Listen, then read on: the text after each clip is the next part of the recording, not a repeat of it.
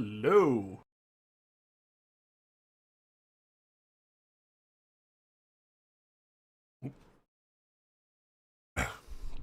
Hey, everybody.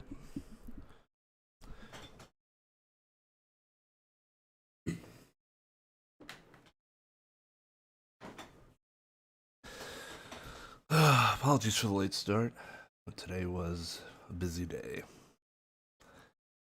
Busy.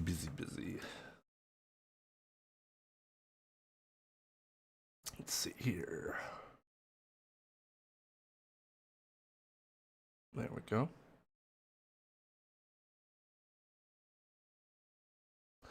I'm tired.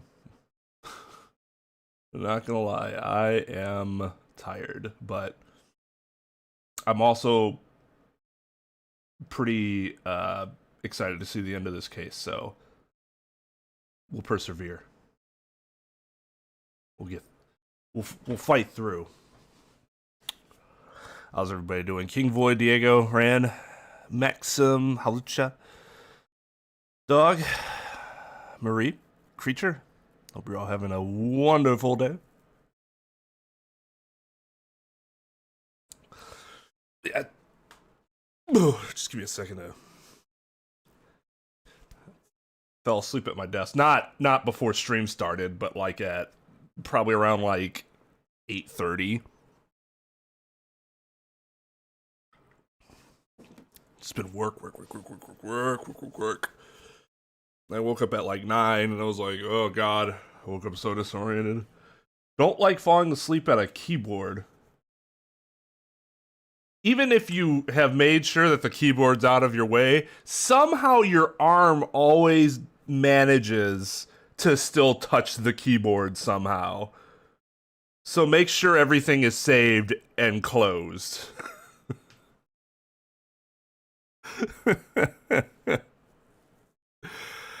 Oh, man. Lugia, Andre, hello? All right. Wait.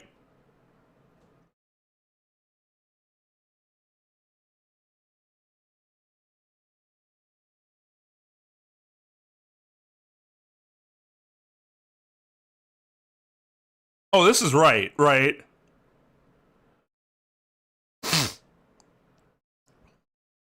For some reason, I thought it was putting me back to the beginning of the case, and I was gonna freak the fuck out.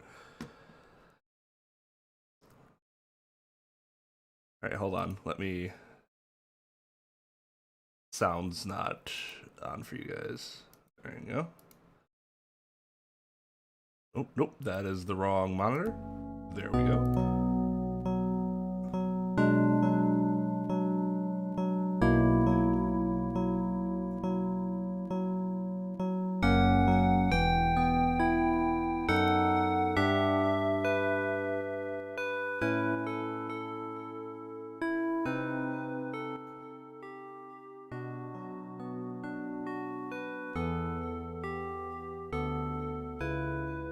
That was weird. I didn't remember it being so loud.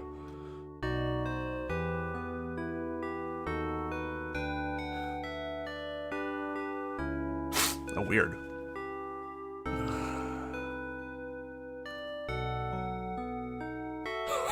Lukey, I didn't even see Amadeus come in.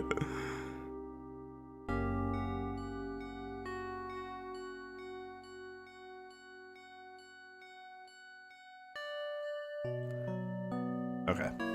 Looks like volume's good now. Miss Holm, have you composed yourself? Yes. What you did, no matter the reason, was unforgivable. Yes, I know. However, you committed this crime in order to prove Mr. Master's innocence. The true culprit is someone else. We have a duty to reinvestigate.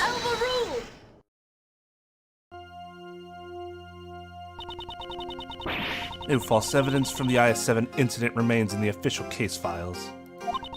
Moreover, there is no evidence to lend credence to Miss Hall's testimony. We should first arrest Miss Hall as the culprit behind today's incident. Objection! We cannot be certain that all the case files are accurate, After all, the prosecutor in the case has a history of forging evidence. Overruled! Are you suggesting that the PIC overlooks such a prosecutor?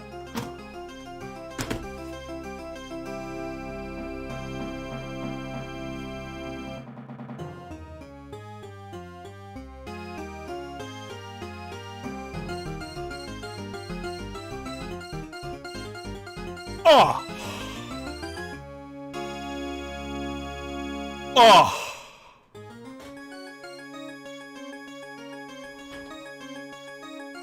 What do you think about this?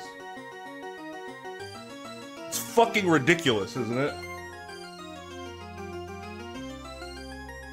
So ridiculous, it's gonna make her puke. Gagging over there. Not really.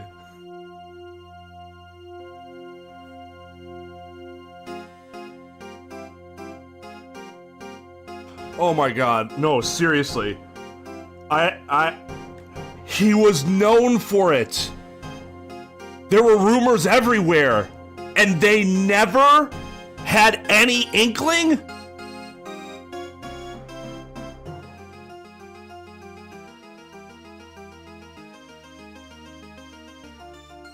They are truly terrible at their job. Like, no way, right? Like, the higher-ups absolutely had to know and were probably paid off by Von Karma, right? Or were in cahoots with him in some way.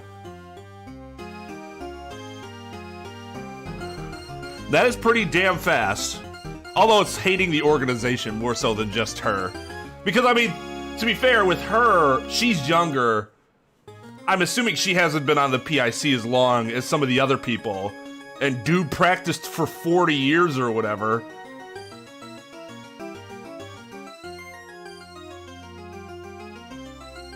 Jeez. Hey Tom, what's up? This is actually kind of crazy.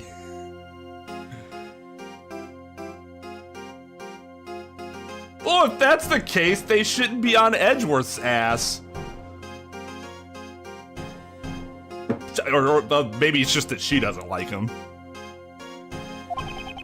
That's none of my concern. The truth is that evidence was falsified. And the fact that Dover's body from 18 years ago was just discovered proves it.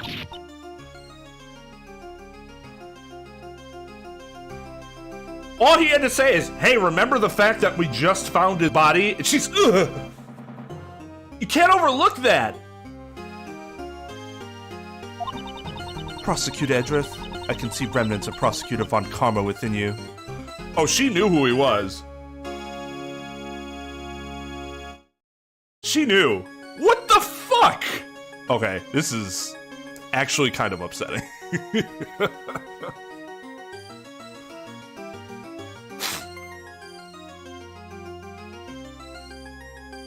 Yeah, but that wasn't that was like a while ago at this point, wasn't it? At least like a year or so? Yeah, a man named Manfred Von Karma can't possibly be evil.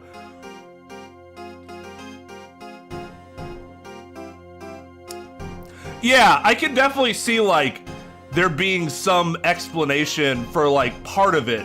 But, like, beyond that, he had to have been in with, like, a very senior higher up there, right? To explain, like, all of it.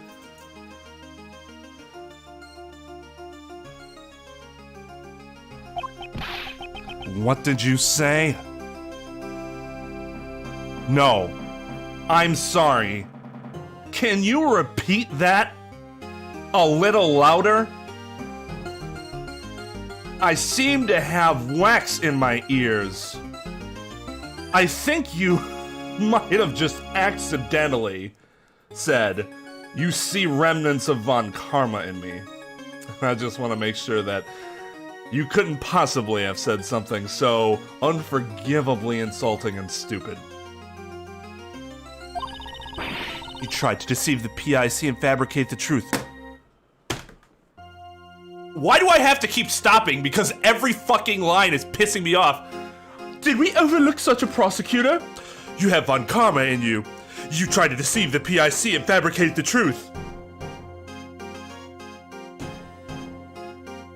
Am I reading this incorrectly?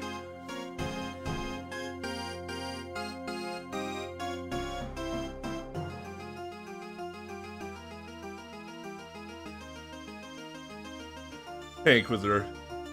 We just started, so you don't really have to catch up with too much.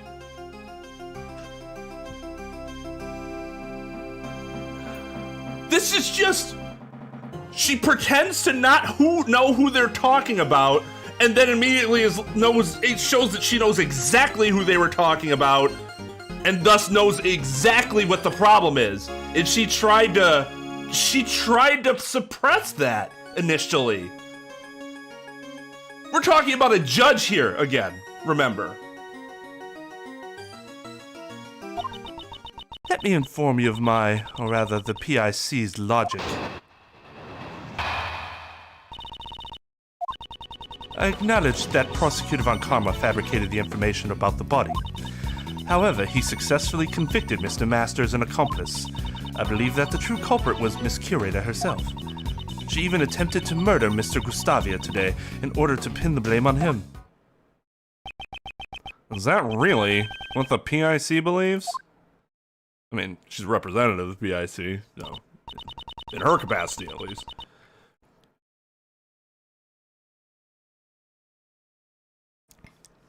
Yes, every word I utter is for the sake of law and order. Oh, man. Oh, she's gonna make somebody a wonderful spouse someday. God.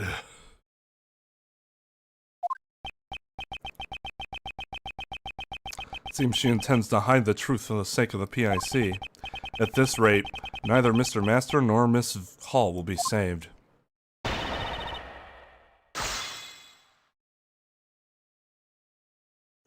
I think their relationship is very inappropriate.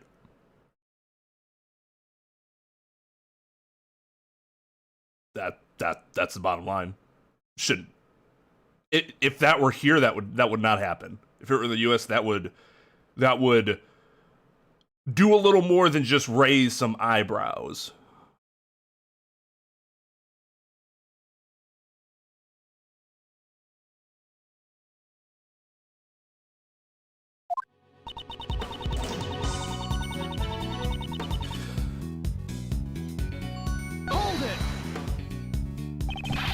If you acknowledge that, why don't you reopen the case? The goddess of law does not err in her judgments.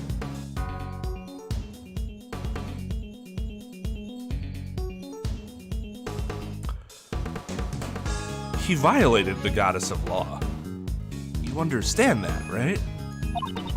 Well, Prosecutor Karma may have used underhanded... If you ask me, it's all been bogus ever since Von Karma fabricated evidence. It's not just underhanded, it's actually illegal. Illegal methods.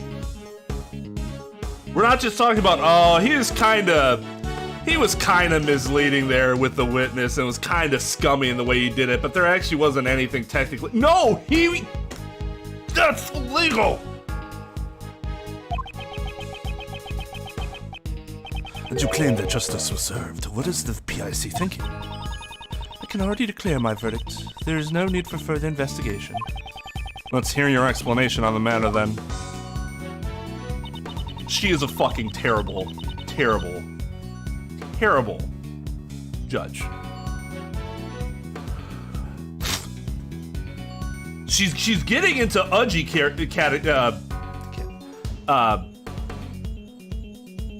why can't I had the word and it just territory. She's edging into Udgy territory right now. After one piece of evidence.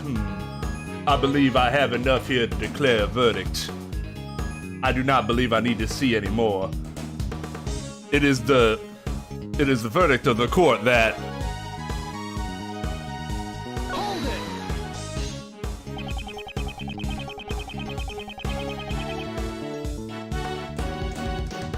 I don't hate Justine more than Udgy, no. Generally, she's more competent. The problem is that she does a lot more outwardly inappropriate things.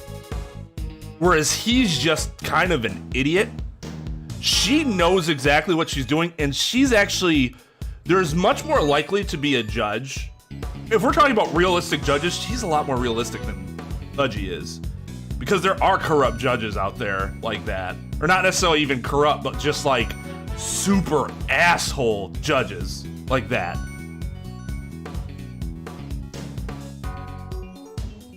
The problem with Udgy is that he's kind of, he's not believable. He is unbelievably stupid for a judge.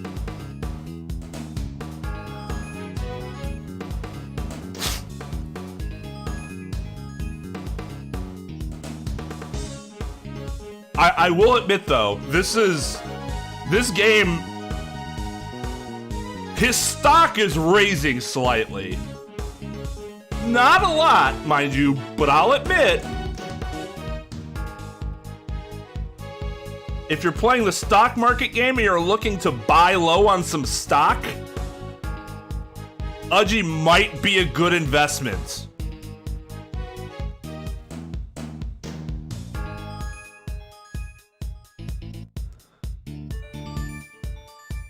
Yeah, it depends. Different states have different ways of doing it. Sometimes they're just appointed.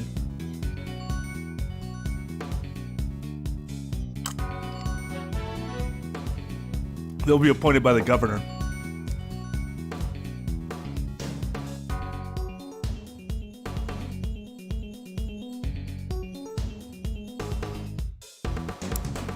Judges are always attorneys, Zod. At least... We had this, we looked this up before, right? Because I wasn't sure if it was even possible to be a judge without being an attorney. Because I've never looked up, like, it's not something I had ever had interest in, so I never bothered to, like, look up to see what the process would be like. But I'm fairly sure you need to be an attorney in order to be a judge, a practicing member of the bar. In order to be a judge, which means when you stop being a judge, as long as you're still a member of the bar, you're still an attorney.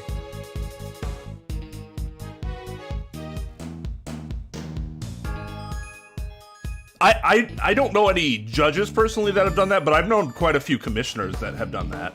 They stepped down from being commissioners and went back to private practice.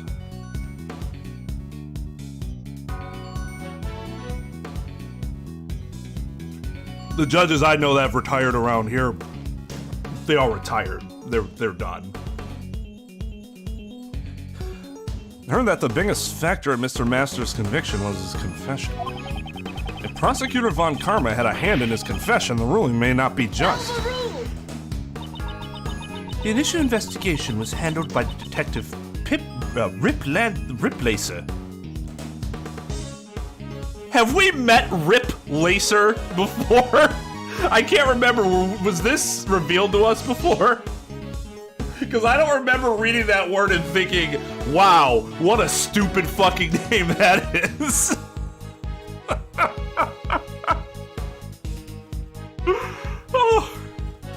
Oh God. I'm Detective Rip Lacer. Oh, yeah, really? Okay.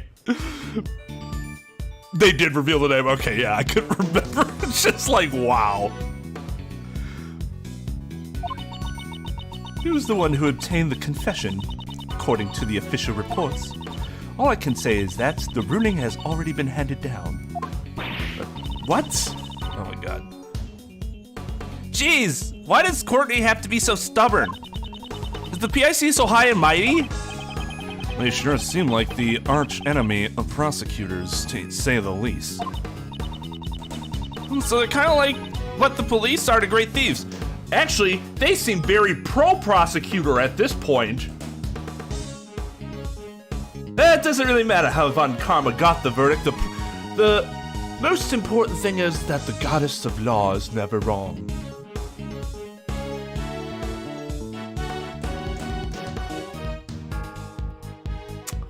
I'm some fighting words.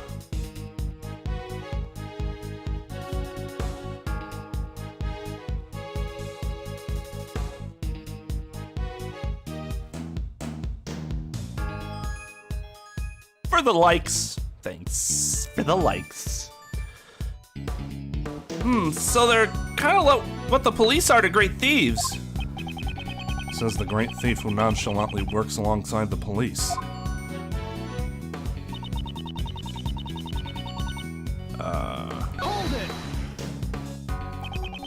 Are you saying that both Miss Hall and Mr. Master murdered Isaac Dover? Mr. Master committed the murder while Miss Curator moved the body. That's what I believe. What? How can you say that? Because she's a bitch. We would never... Did you not steal the body and preserve it for 18 years?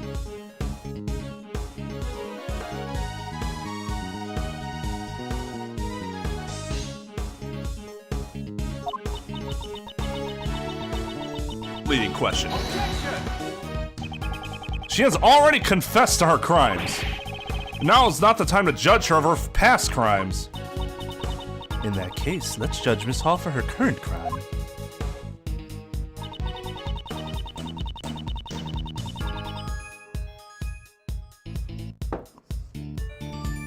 Hold it!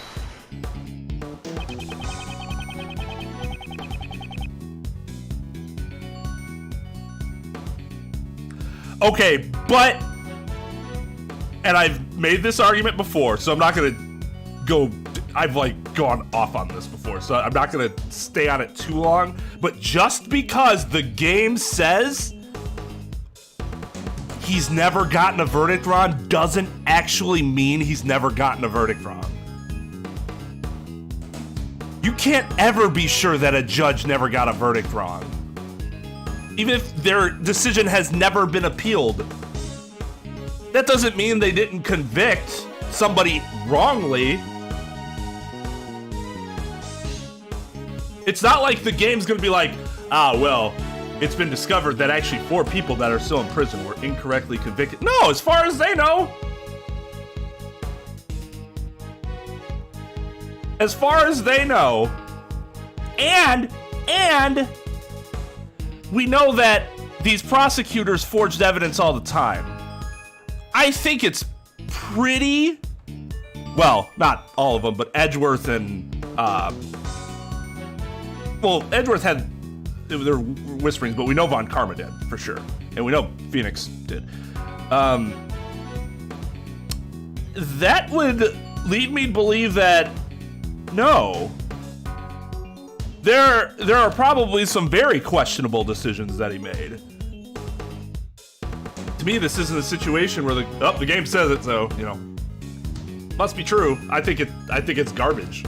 I think it's the fact that the game even tried to do that is absolutely stupid to me, because it's kind of unbelievable with everything else that's going on. They could say the judge is known for his fairness, his even-handedness, and giving everyone a fair shot. That's all they're trying to establish. So just say that. Don't even give me this bullshit about how he's never been wrong in a conviction.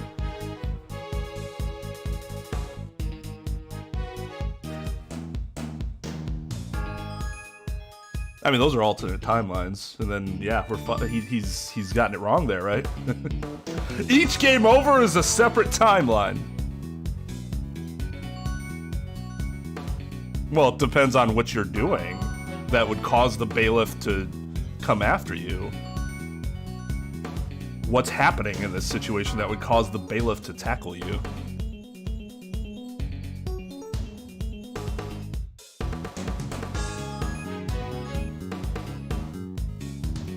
If she wanted to pin the crime on somebody, why choose Mr. Gustavia?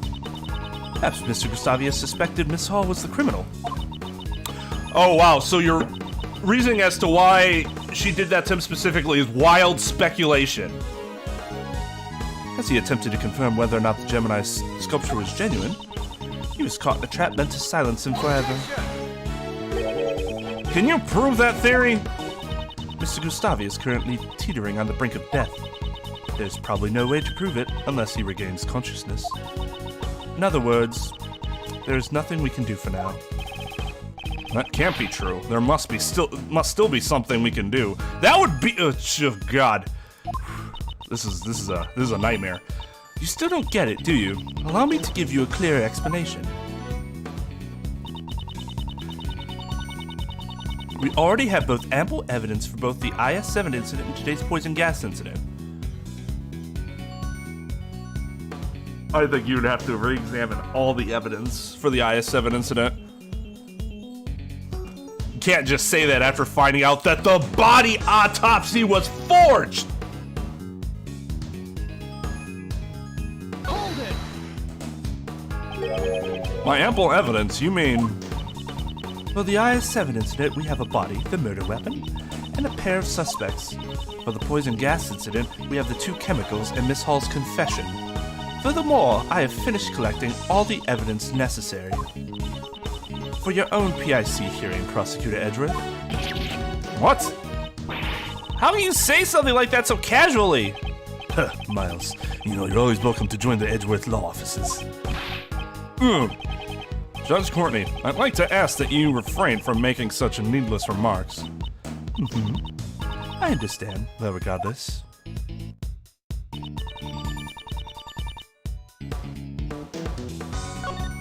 There's no need to investigate any further. Can't allow this case to enter. Still, wait.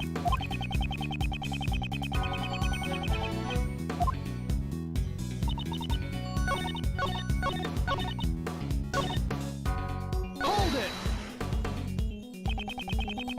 Are you saying that there's nothing left for us to investigate?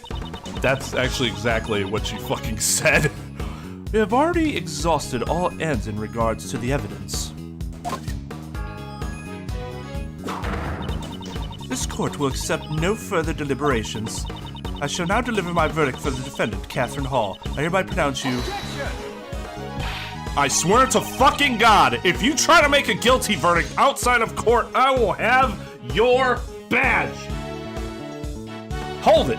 There is still a need for further investigation. If you wish to halt my verdict, please do so with evidence. That is, if there is any evidence that requires further deliberation. I cannot allow this to end here. There's still something that needs to be cleared up. Looks like I'll have to show Judge Courtney something to convince her.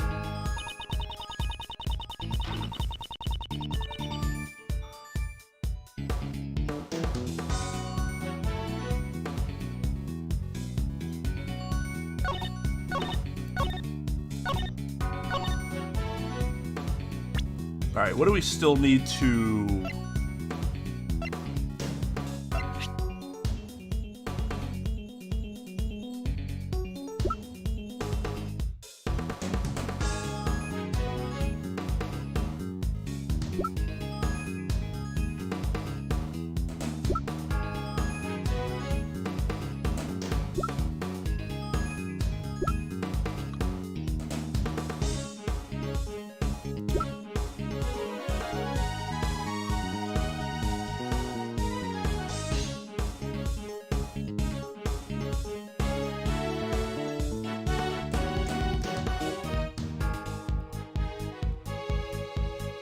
Shot in the dark? Objection! Nope.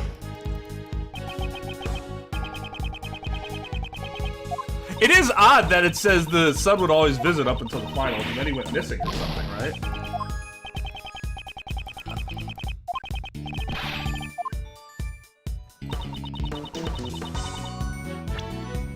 Alright, let's leave this together.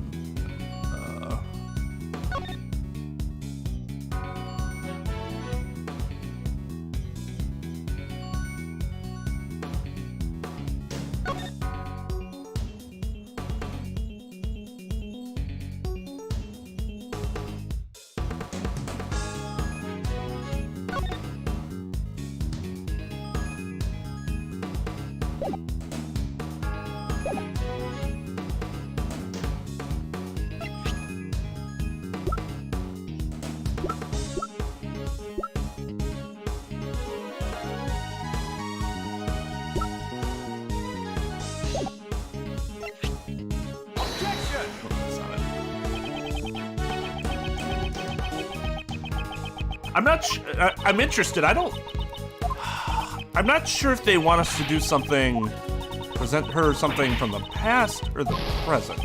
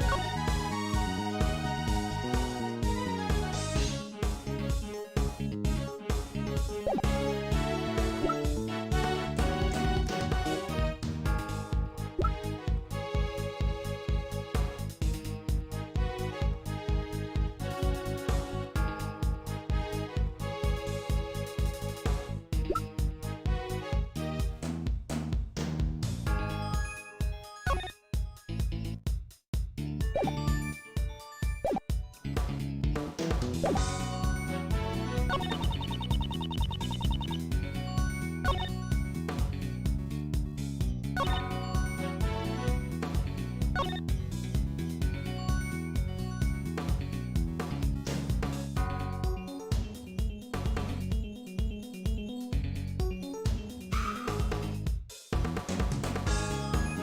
do we still need to investigate?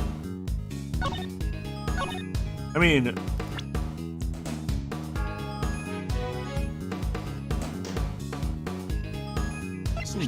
we still need to investigate because we assume it was Gustavia, but why?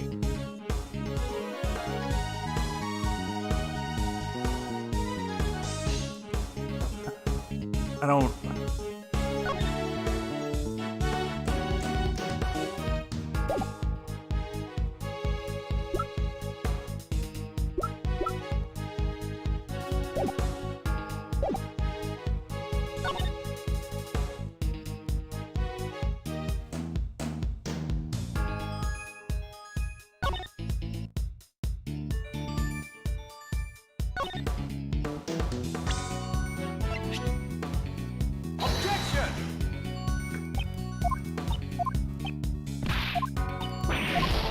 Oh, I suppose everything we have in the case file is probably correct, right? Because that's all, everything Gregory put together himself.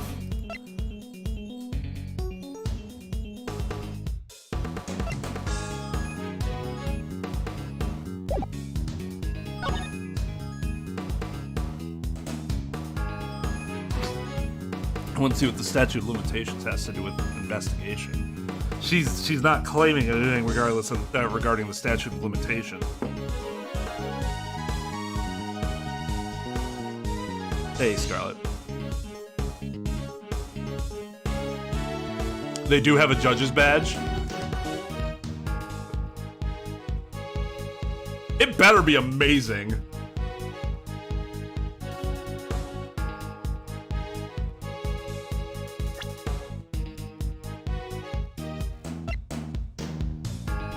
Not yet. But I'll let you know. I have a feeling this is something from earlier that I just not remember, like before last stream. I just don't remember. The salt, sugar, and blood.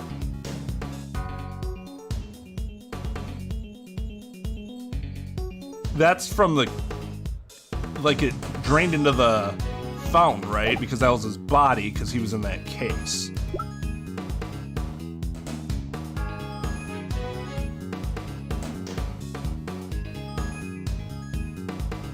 Chocolates, I mean, that's Hall's, because they were in her pocket.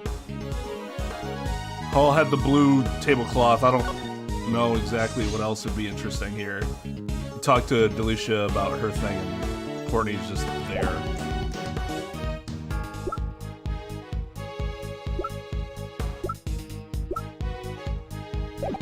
Still haven't done, like, anything with that photo, have we?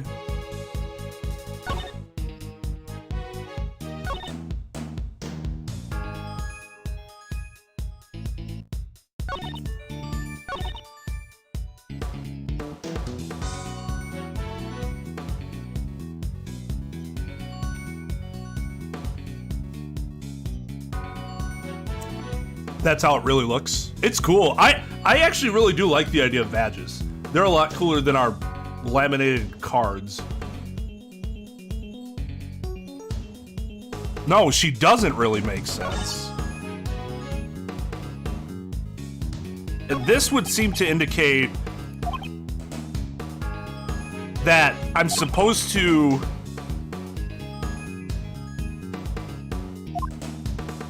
directly contradicts the last line, because he's like, there's still something that needs to be cleared up.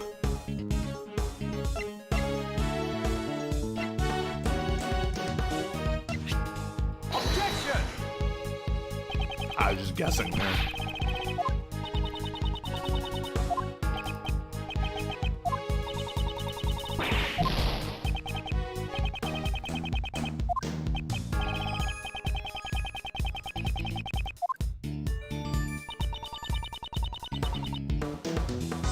All right. Give me a hint. Don't tell me. All right, because that would be boring. Try giving me a hint first. Present it to me in a way that would actually make sense.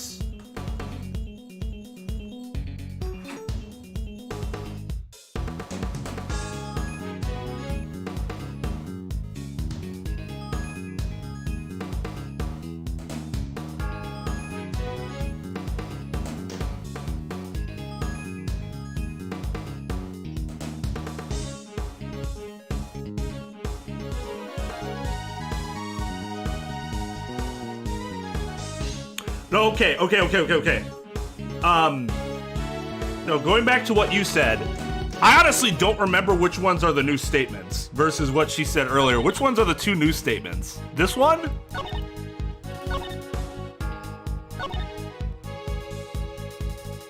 Is it these two?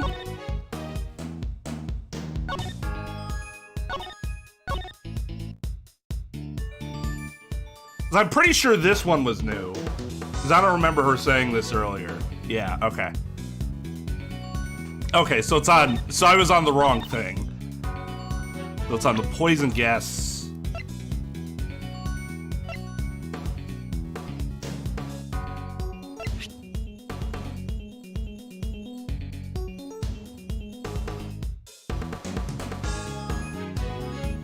Okay, now this might be something from earlier that I just don't remember, but how was it established? Was it ever established how it was mixed with the fatalium?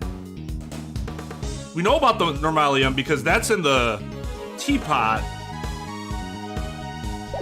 But I mean, we also know that she admitted to doing that. I guess what we need to clear up is why Gustavia did it in the first place.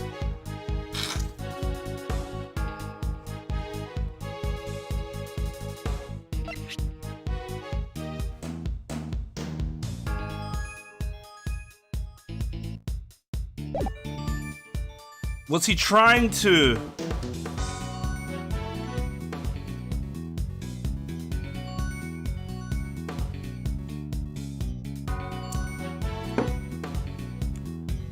expose her?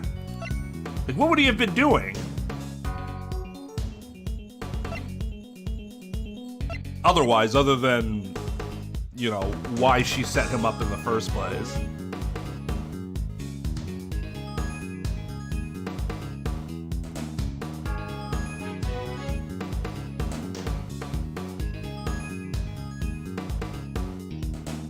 I don't think she did. She just kind of glossed over that.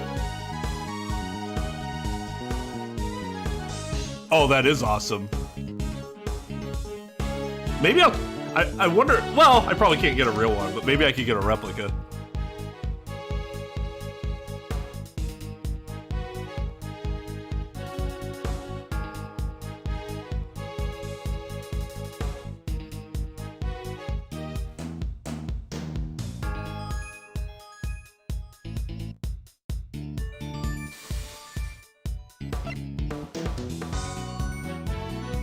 Something that might have been tampered with.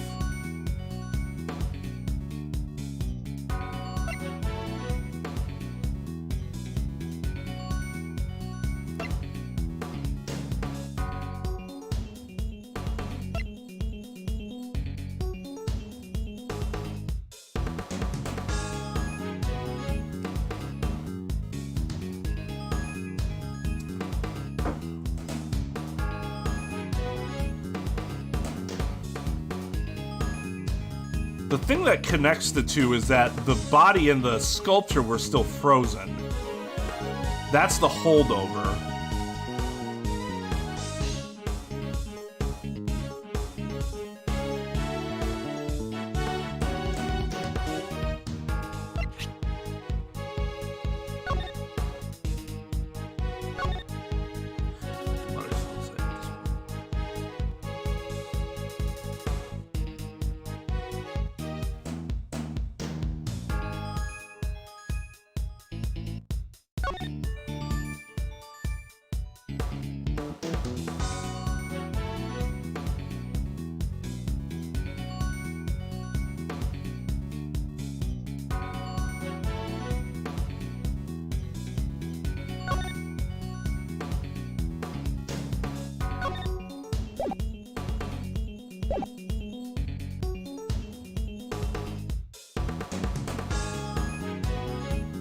And it also seems like we can't do anything regarding Gustavia directly, at least something that he would have to confirm, because she's kind of already brushed that off.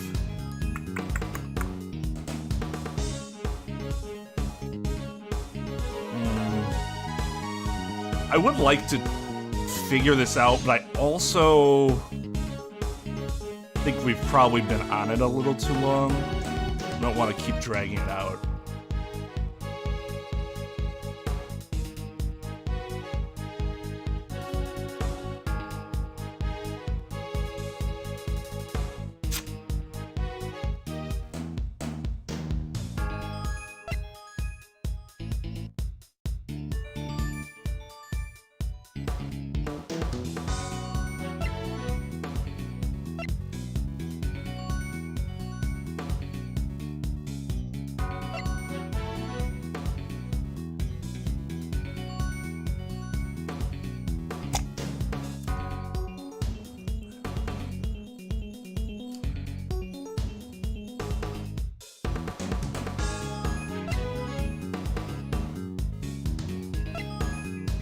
Is that a clue? Remember that he forgot, or he didn't, the handwriting on the suicide note he overlooked?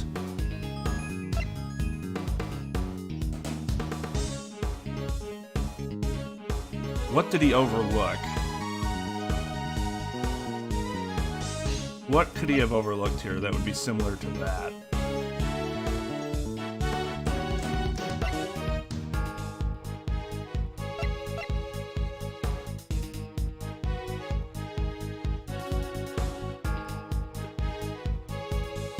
Zara. Yeah, I assume she's overlooking something too.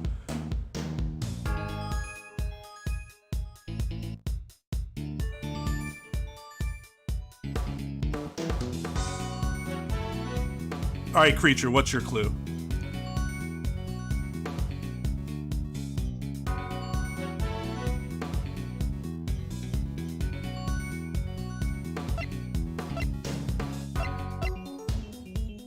I promised I wasn't going to be as stubborn since there had been such a long layoff between parts, and I should probably live up to that. So, yeah.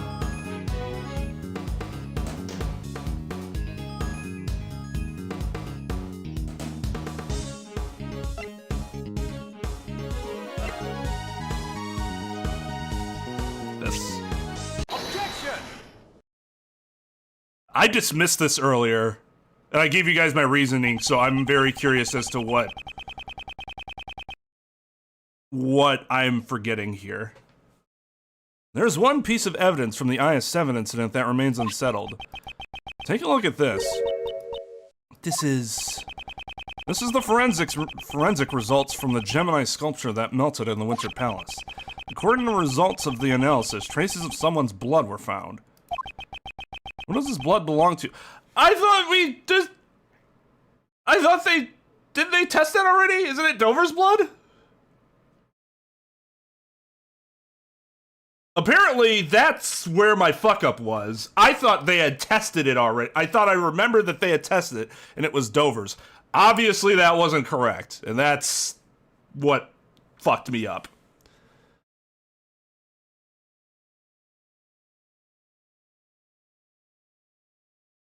Who does this blood belong to? Until we know the answer, this case is still open. There was blood mixed in with the remains of the Gemini sculpture. I heard nothing of this from Sebastian.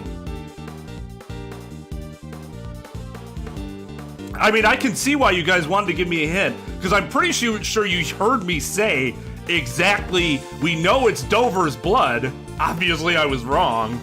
At that point, you're probably like, oh no, he's gonna be on this for fucking ever.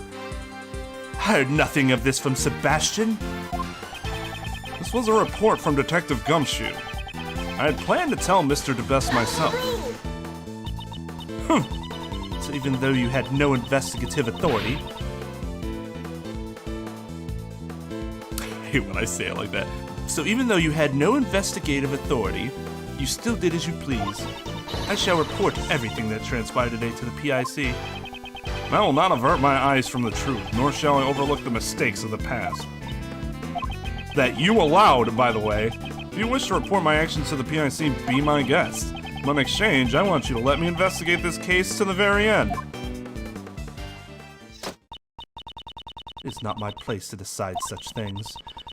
I must ask that you check with Sebastian regarding this matter. Hey, good news, you guys!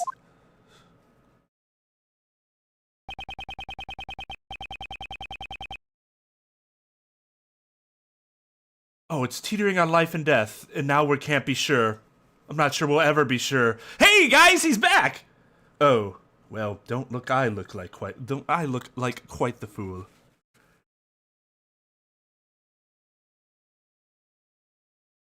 I'm too busy playing with Legos. Thanks to our early detection, Mr. Gustavia's life was saved. Mr. Gustavia. So, he's alive. That's probably good, because now I won't be tried for murder, at least.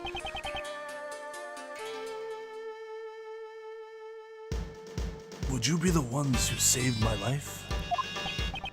I don't remember what his voice is. It was kind of just like lower and gruffer, but it's not like Detective Bad, who's the lowest and roughest that I can do.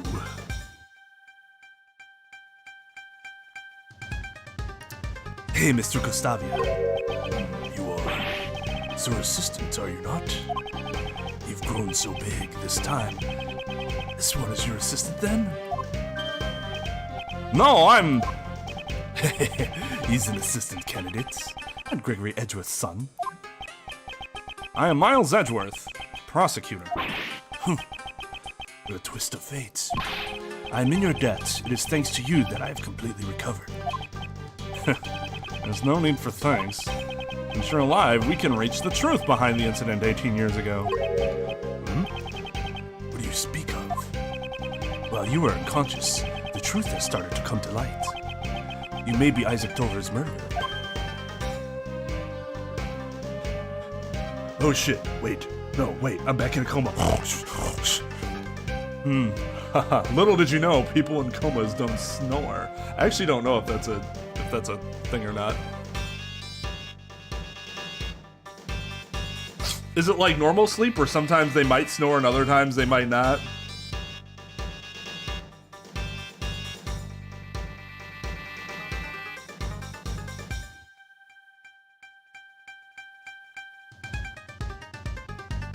Sounds like Splinter's voice.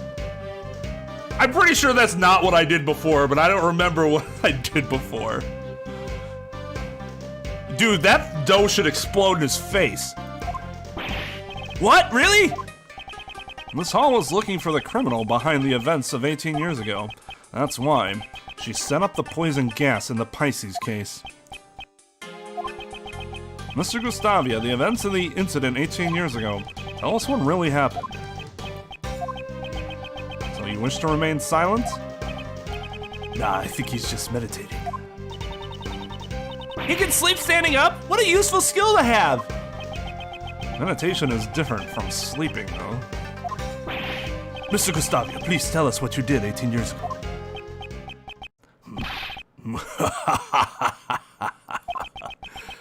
I'm the criminal because I fell for the trap?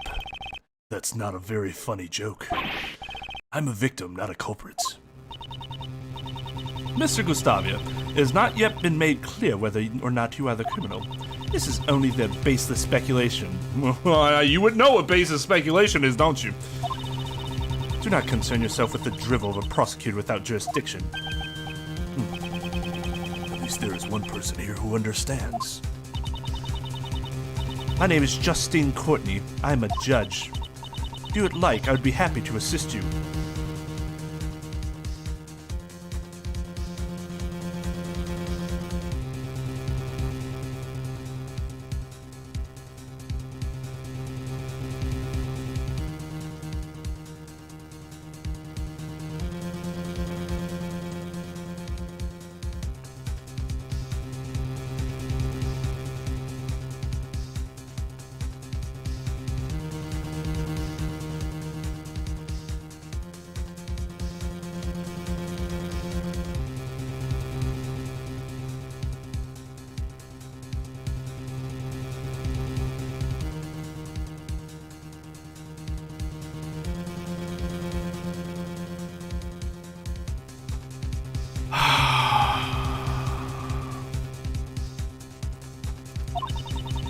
Let us show Prosecutor Edgeworth the truth of 18 years ago.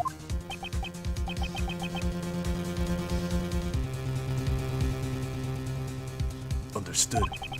I shall prove my innocence to you, Sir Prosecutor. Objection! Judge Courtney, is that your answer? Do you intend to bury the truth of the IS-7 incident before it can be brought to light? I merely believe in the judgment of the goddess of law. Unfortunately, those who render judgment are only human. As long as humans control the law, there is no guarantee that every verdict is correct. If you are going to help conceal the truth, I will not hold back. I'm looking forward to it. Lady Justine, what should I do now? You're being suspected because you set off the poison gas. Can you tell us the reason? Why you opened the Pisces case? Understood. I came to see Sir Dover's works from 18 years ago. However, I accidentally entered the museum a half hour before it opened. Miss Hall, there was nobody at the entrance, correct? Since I thought the criminal from 18 years ago might be coming, I had no security guards in place. I didn't even lock the doors. I was very busy with opening preparations, so there was nobody on the first floor. In addition, I locked every palace door aside from the autumn one. I see. This must have been done in order to lure the criminal to the Autumn Palace. Gustavia! How does one accidentally enter? Well, let me tell you.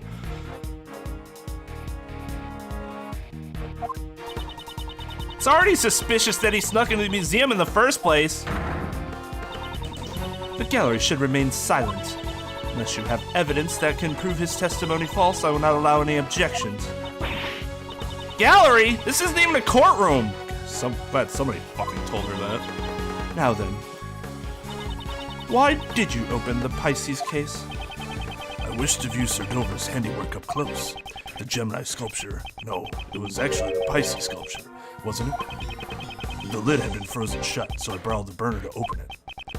As soon as I opened the lid, poison gas began pouring out.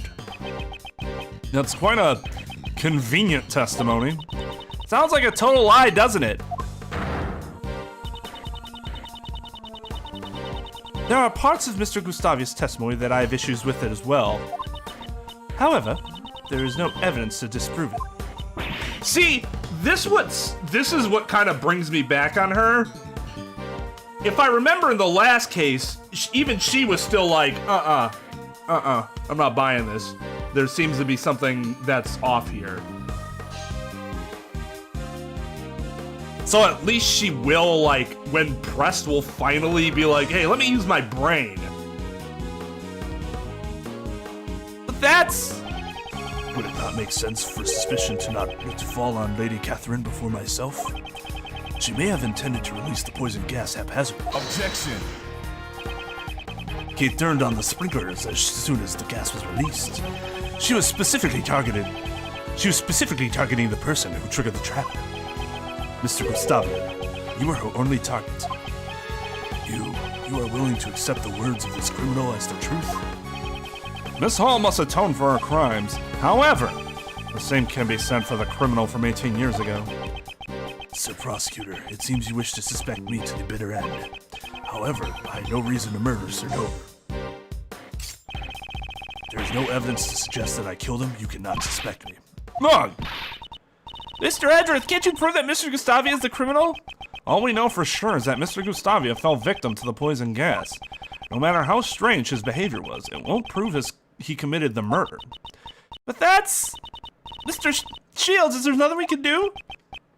Well, there isn't any evidence. We should try reorganizing the facts. If Mr. Gustavia was the one who killed Mr. Dover, there must have been a motive. Motive? Mr. Gustavia himself is denying that such a motive exists. It's not easy to take another person's life. 18 years ago, your old man also discussed motive with Prosecutor von Carmel. Remember my smooth voice? I'm Gregory Edgeworth.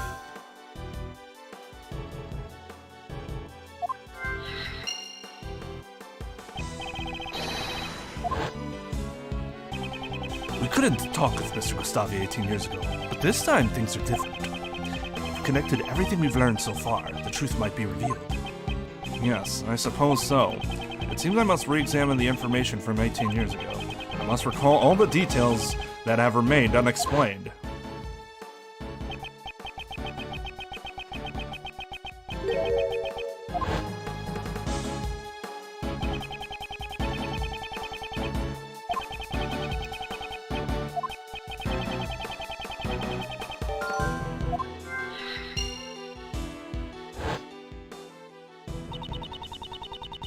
This is kind of cool. I like this. Like, as a reorganization of facts, we're actually going to go back, look, and add logic pieces.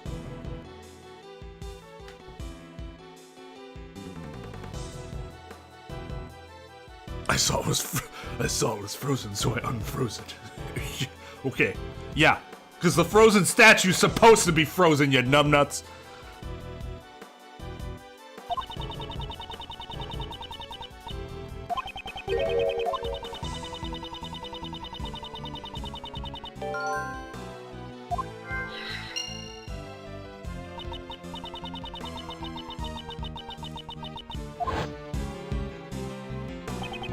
That's actually one of the reasons I suspected her. And she was just trying to play it off like she had no idea why that was the way it was. The information my father collected 18 years ago was certainly not for naught. If there is no evidence, then I shall use logic to reveal the truth.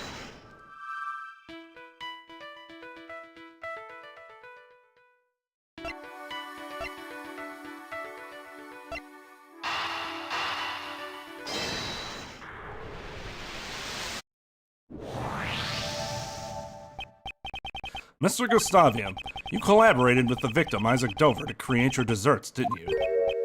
Oh, it seems you know about my secrets. Mr. Shields told me about it. Mr. Dover handled the design while you were in charge of the taste. Is that correct? Back then, my training had been insufficient. It seems you worked together until the semifinals, but not during the finals. Why is that? I also thought not for naught was a choice. A choice of words.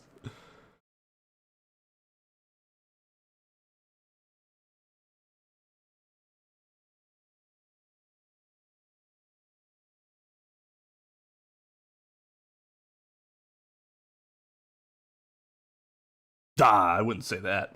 I think you and I probably know different things that the other does not. It's a good compliment, you know? Like these two were, until one betrayed the other. So get ready for that betrayal. I'm just kidding. We both wish to compete in the finals against Sir Master on our own merits. Objection! You must have also helped with Isaac Dover's dessert even during the finals. What makes you able to declare something like that? Didn't you tell Prosecutor von Karma about it yourself 18 years ago? That you cooperated until the day before the finals?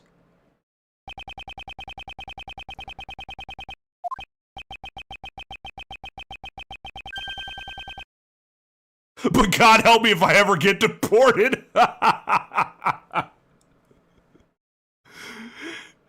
Oh, hey JV and Chad, what's up? Oh, Chad, you changed your name. I did not know that.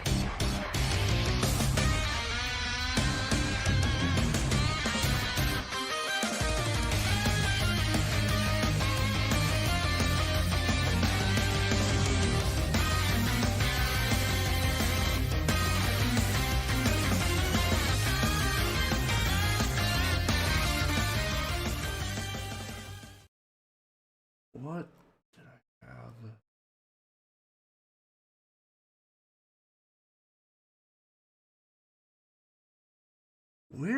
What did I have your command under?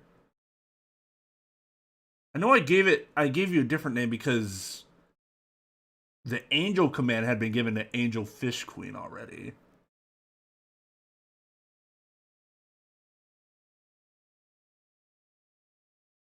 I'm just looking for the sea of text, and I'm just like, oh. Nope, that's not it. Thought I saw it.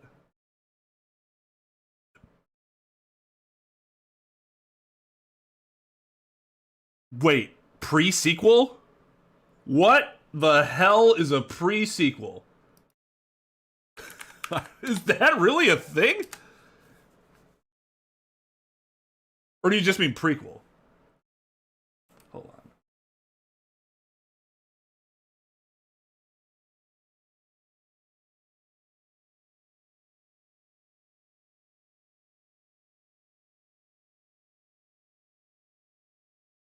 Here you go, right here.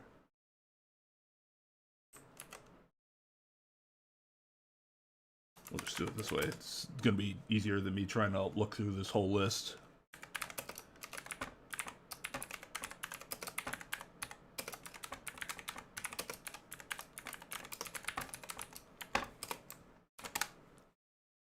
There you go. There's a link to Chad's, aka Chaos Angelic Soul Reaper's YouTube channel. Make sure to go check him out. Showing some love, throwing the raid our way. I'd greatly appreciate it.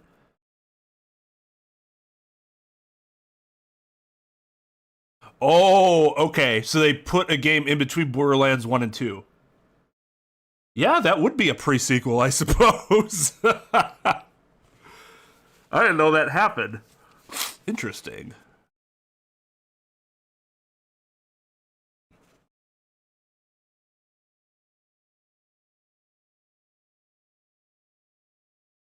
I did, Scarlet's. Why? Is that just a name where you're like, what? What?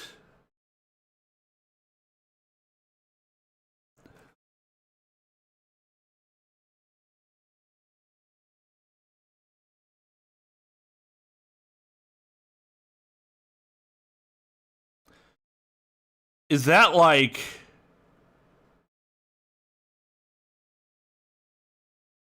Oh, okay, that's interesting.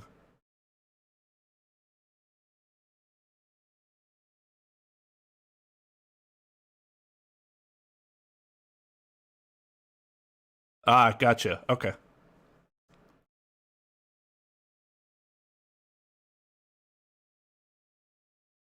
They just forgot Borderlands 2? Oh god, that sounds awful. Or the game's just like, oh yeah, shit. Thank you again for the raid, much appreciated.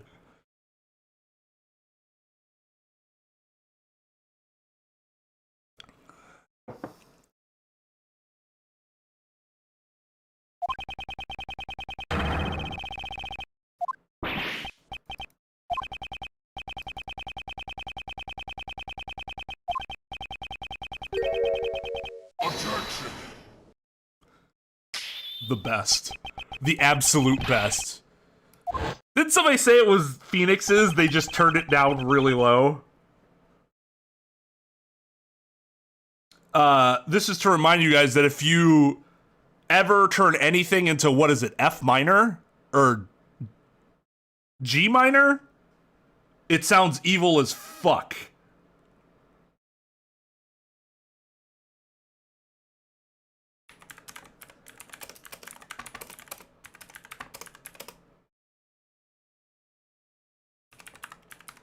G major. G major.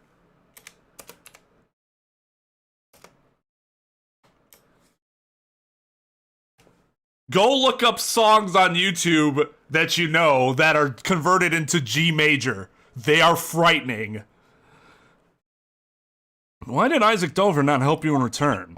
If there is a reason why your partnership with Isaac Dover broke down, that would be a motive for murder.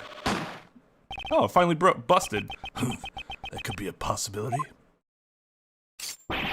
However, Sir Dover and I ended our partnership peacefully. A peaceful breakup? That's hard to imagine. It happens. I've been in some peaceful divorces before. One of them was actually so peaceful it was kind of sad. It was, I was a guardian ad litem for this case, not one of the attorneys for the parties, but they were best friends for like all their lives. They got married. Or they were dating for years. They got married, got divorced, then got married again, had a kid this time, and then they got divorced and just like, yeah, we tried. It just, you know, we're not compatible as in a romantic relationship. We're still really good friends. I'm just like, man, that sucks. You guys tried very hard and it just did not work.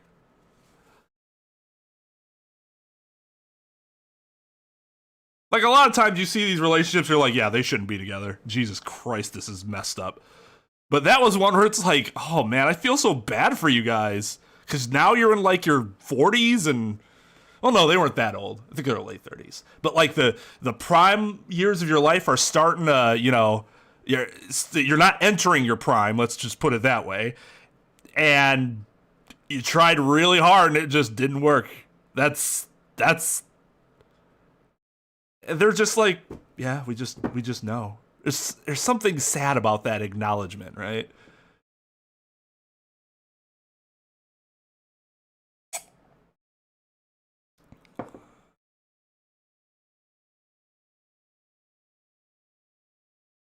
It's possible. To be completely honest, my wife and I were best friends before we got married, or before we started dating. I was worried that I wasn't going to be able to have a romantic relationship with her in that sort of way. Just like it happened with them. So I'm pretty sure you're right, is that was just something that they never could really get over.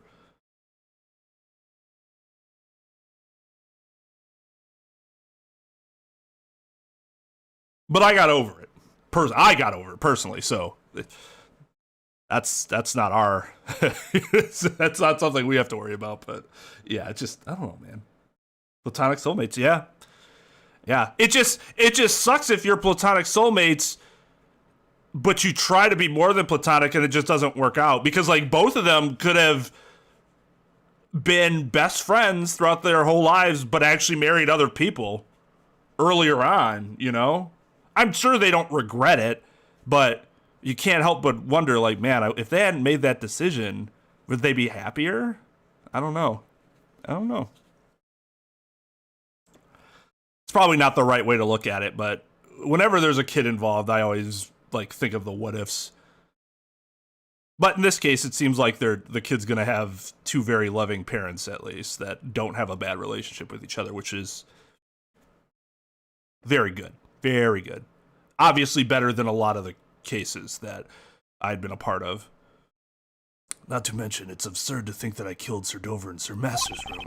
I couldn't have killed Sir Dover while Sir Master was also there, making his desserts.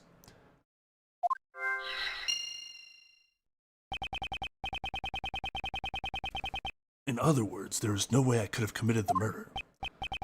Well, that's not true. If there was a moment when Mr. Master was absent from the room, I could prove that it was possible for Mr. Gustavia to commit the murder.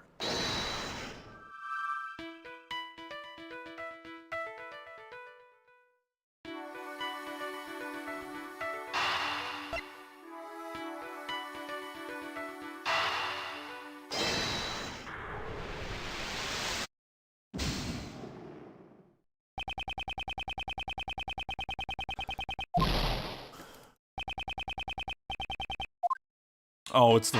Why would he have had the film, though?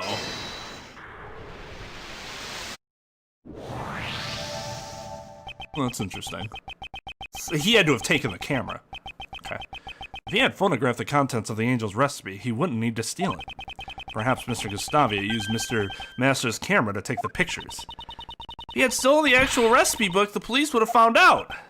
I see. Pictures, eh?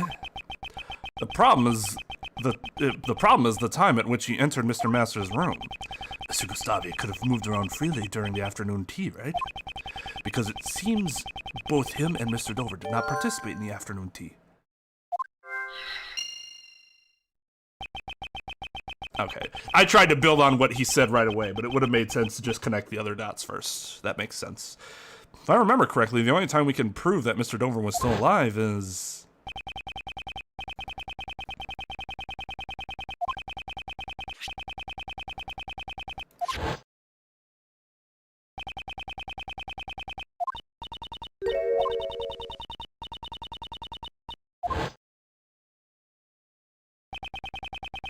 After the contest began, Isaac Dover was locked up in his room. If we assume he was killed at some point before Delisha snuck into his room, then there is a high chance that he was killed before the afternoon tea was over.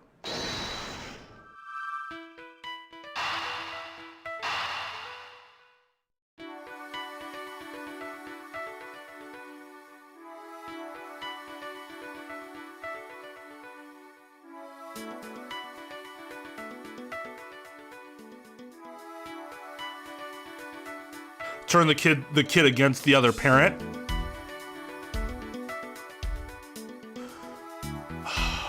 Yes. Those were all cases where the kid was older. Because normally when a kid is a lot younger, in which case,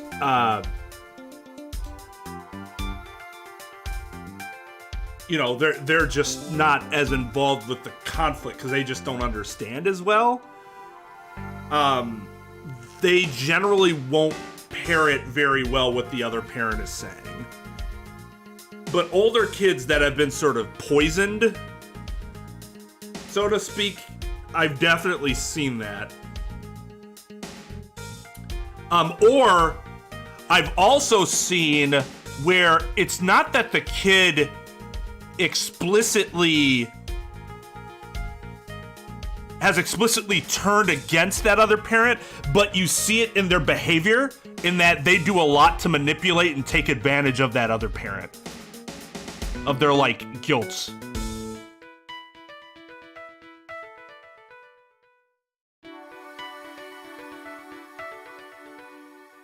And that's always kind of annoying because you're like, what the fuck? The fuck you doing? But again, we're talking like 15, 16, 17-year-olds.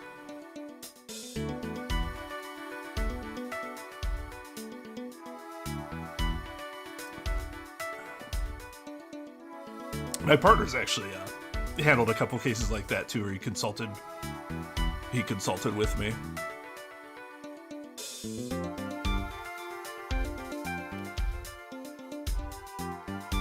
"20 years of objection."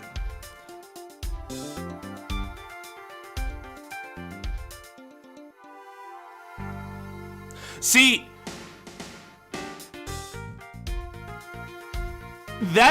it's kind of true and it's also kind of not true, Zod. Because younger kids still have a sort of dependent attachment to both parents. As long as we're assuming both parents were in their lives, even if the parent with, say, primary placement is like trying to fill the kid with all these toxic thoughts or whatever, the younger the kid is, they're still going to have a problem breaking their own perception, their original perception of their parent that has the secondary placement. I think you'd actually be very surprised. The kid won't openly defy the parent that's feeding him bullshit like an older kid might, but as long as the other parent's been in that kid's life and was, you know, got past the point of the child being able to, you know, because if we're talking about like a 1 or 2 year old, then it's different because there's no relationship that kid might remember, or that the kid just wouldn't remember the relationship. But if we're talking about like 5, 6 year old, something like that, then I think it actually is pretty difficult to do that, at least in my experience. Because I've seen kids that, like, you can tell that the parent hates them and they give me bullshit about like how they don't do that, blah, blah, blah, whatever. But you hear other reports and you talk to the young kids and they're just like, I just want to see my daddy, or I want to see my mommy sometime. And you're like, oh man, it's fucking sad. That's, all right, let's go. Depressed myself. That's why I don't do the family shit anymore.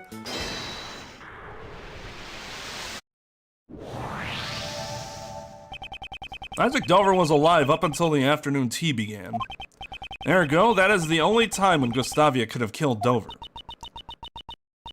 Prosecutor Edgeworth, are you satisfied?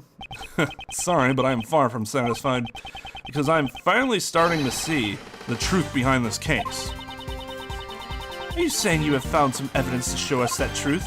No, there is no need to present any evidence, since we can just have Mr. Gustavia tell us the truth. Ah, so this is where you use that, right? Indeed. Mr. Gustavia, there's one thing I want you to tell me. That's a lot of periods. I said, Mr. Gustavia, there is one thing I want you to tell me. Ugh, what is it? During the finals of the contest, you made your desserts on your own. I wanted to compete for the title of the world's greatest pastry chef on my own merits. Objection! If that was truly the case, you would have competed on your own merits from the start. I want you to tell me why it was necessary for you to cooperate with Isaac Dover.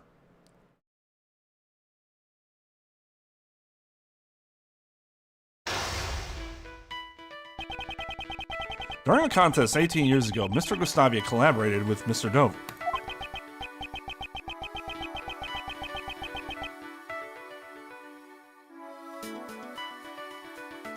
I have not, personally, no.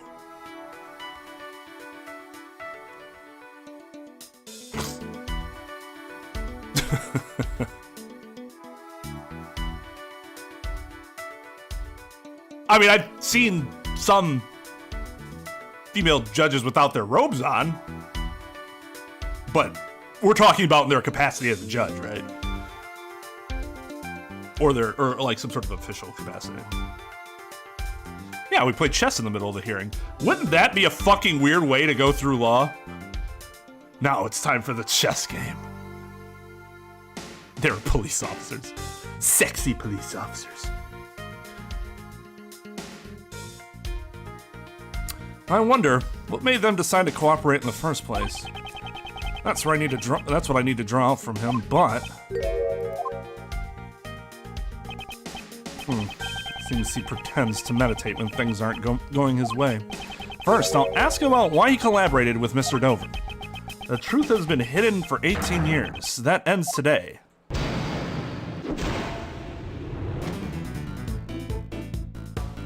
Why'd you collaborate with Mr. Dover? Sir Dover and I were already acquaintances even before the contest began. Since he was interested in the contest, we simply decided to enter it together. Huh. Joining forces with a sculptor. You weren't confident in your own abilities? You know nothing about me. We wanted to make great works together.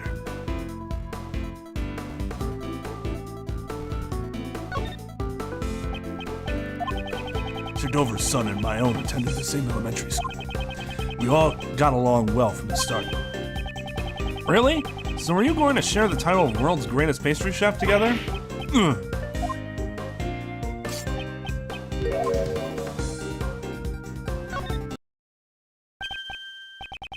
As expected, he pretends to meditate when things aren't going his way.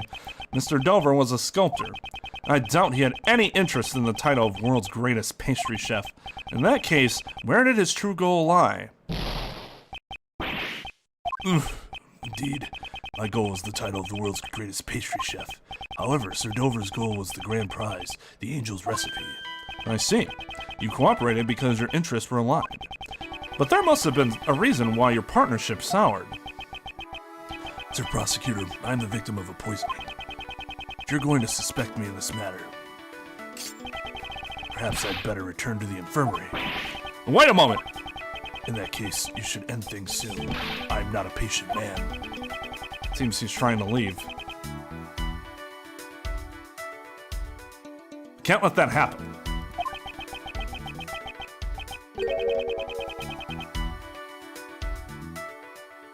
The motorcycle lawyer in SoCal? Oh, I would love to see his commercials. He's still holding something. Next, I should ask him about his true goal. I need to keep the pressure on him while being cautious of the time. Didn't you have another goal besides the title? The title alone doesn't seem to have much value. How dare the likes of you insult the title of confectionery artist. My only goal was the title itself. I had no interest in anything else. My dream was to become the world's greatest pastry chef. 18 years ago, I was lacking in design sense. However, things are different now. Oh, are you saying you have improved at your craft? I would expect so after 18 years. Exactly, for I have trained at the Republic of Chenfa.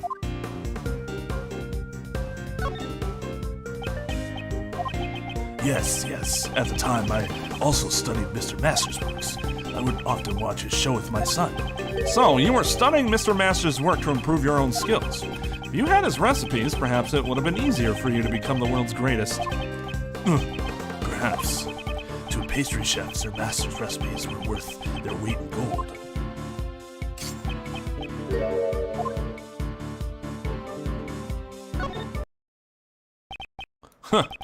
If becoming the world's greatest pastry chef was your goal, you should have also been interested in the grand prize, the Angel's recipe. The recipes of the world's greatest pastry chef. I would be lying if I said that I wasn't interested. However, I wouldn't think that simply being interested would be a problem. I wonder about that. Angel's recipe's true nature was not for making desserts, but cures. And all of the contest participants should have been aware of that. Looks like I'm getting close. He isn't meditating anymore. Now to slowly but surely drive him into a corner. Next, I'll ask what he planned to use the recipe book for.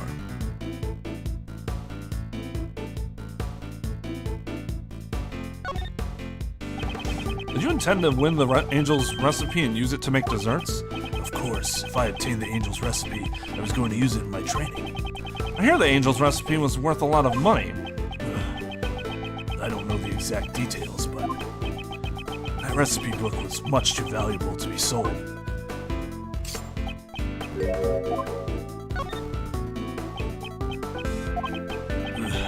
My condition may be worsening. I should get back to the infirmary. Wait! I was too passive. Must read my opponent's reactions and emotions. Strike with the right words.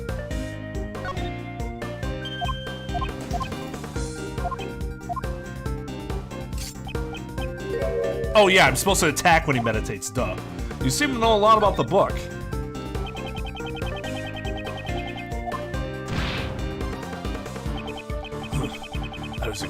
It was explained to all the contest participants at the beginning of the contest. Huh. In that case, you must know about the recipe book's true nature. That it was not a recipe book for desserts at all. Ugh! Impressive, Sir Prosecutor. So you know the true nature of the Angel's recipe. All I had to do was ask Delicia. That's a really stupid lie.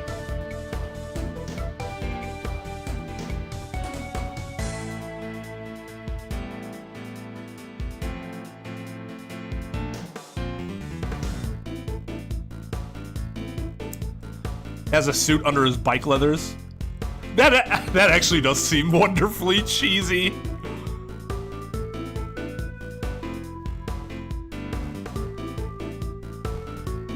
To be quite honest, Scarlett, that would make court a lot more interesting. I've always said, if people saw a court show with like your average courtroom interactions and like proceedings, nobody would fucking watch it.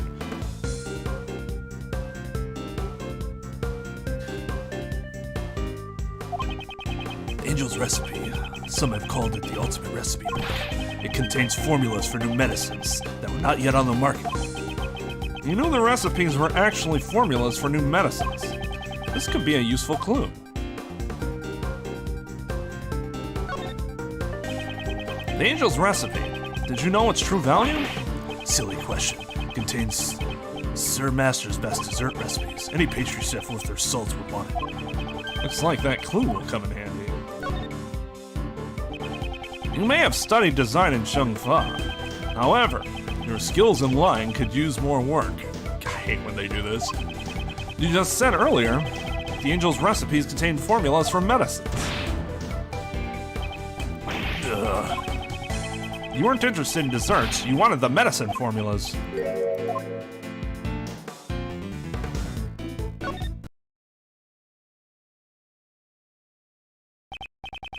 Now, why would a pastry chef such as yourself be so interested in medicine? It's for his kid, right? Perhaps what you were really after was the information about the new medicine? Ugh. I've underestimated you, Sir Prosecutor. Yes. My goal was more than just the title of world's greatest pastry chef. At the time, my son was ill. I needed the recipe for the medicine. Your son was ill? Tell me more about that. Did they say the son just disappeared? Did he die?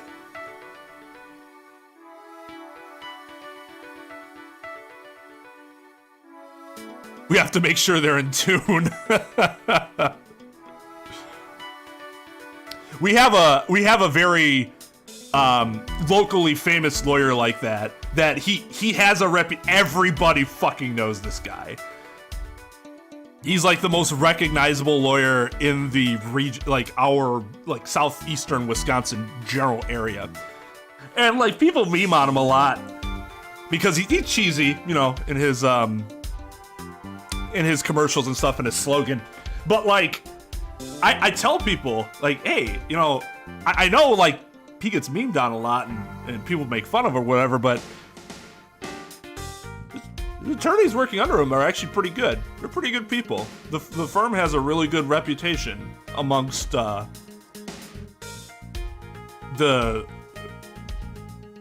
legal community in terms of like, yeah, they're not bad. They'll get you what you want, you know. It's personal injury, so the bigger firms are more about settling and, you know, whatever, but they'll get you a settlement.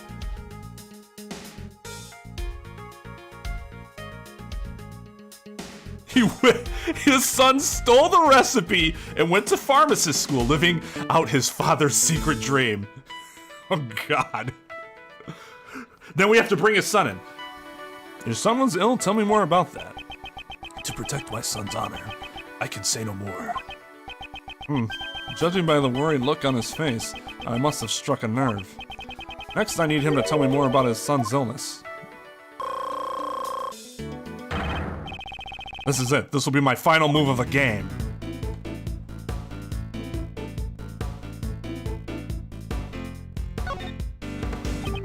Did the angel's recipe the only cure?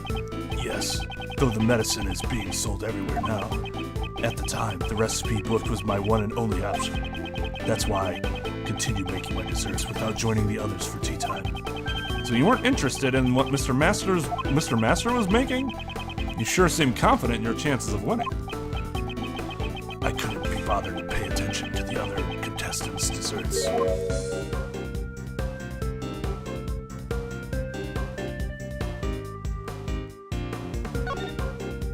Actually not. Fuck.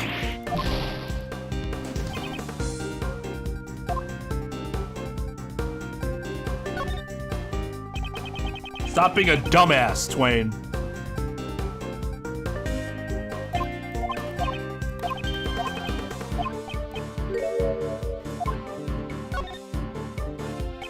You just said earlier that you studied Mr. Master's works. In addition, if your goal was to win the contest in order to get the medicine formula, you must have been curious about the other contestants' entries as well. I think that is more important than the prior statement. Because the prior statement, sure, he could be interested in his works in general, but we're in a competition. The nature of everything changes. He's not gonna fucking fanboy every chance, you know, if he's in a contest against other contestants, he's not gonna fucking fanboy every chance he gets. He's gonna work on his own goddamn project.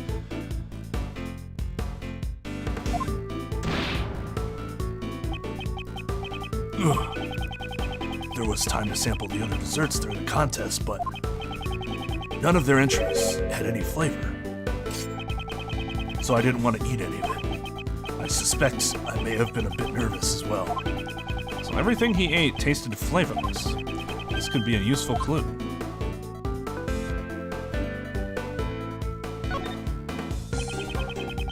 What kind of person was your son? Ah, my boy. He loved the desserts I made. Did you enter the contest solely for your son? Sir Prosecutor, you could never understand the feeling a father has for his son. I wanted nothing more than to cure my boy's illness. Until the semifinals, my son would always drop by the contest venue to play. Is that so? Wouldn't he get in your way? Now that you had time to care for your son while you were challenging Mr. Master. That may be so, but I wanted to grant my son's wish. He said he always wanted to be the first to eat my desserts. That's actually really fucking sweet. Not your son. If he was so sick, wouldn't it be difficult for him to come and play with you? Why would you put it like that?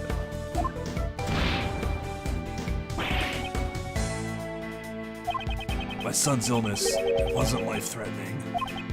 That might serve as a clue. Because so many of the other cases were filled with bad dads? What was the name of your son's illness? Sir Prosecutor, how insensitive of you. My son was seriously ill. I will not be discussing this with the likes of you. Looks like that clue will come in handy.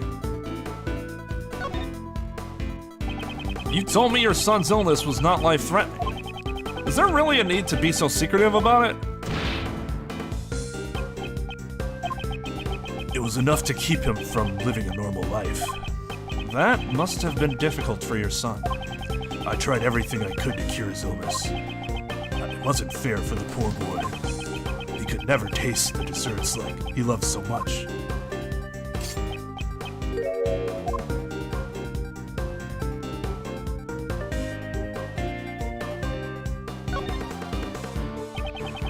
Angel's recipe contains a cure for a certain illness. A remedy that could also cure Mr. Master's taste disorder. What? He had it too? He had it too, I see. So your son suffers from a taste disorder. Ugh! I didn't think you'd figure it out so quickly. In order to cure your son's taste disorder, you needed the recipe book. Wasn't that your true goal? It is as you say. Based on how he's acted up until now, it appears he is still hiding something. Looks like that clue will come in handy. Don't you also have the illness? Being unable to taste anything regardless of what you eat. Such a bitter illness. It's more like a flavorless illness, right? That reminds me, didn't you say something similar earlier? None of their entries had any flavor. So I didn't feel like eating any of it, wasn't it? Perhaps your son wasn't the only one who suffered from a taste disorder. It's hard to imagine being a successful pastry chef without a sense of taste. Perhaps what you really wanted was to cure yourself. Ugh. That's completely ludicrous. 18 years ago, I made those desserts all by myself.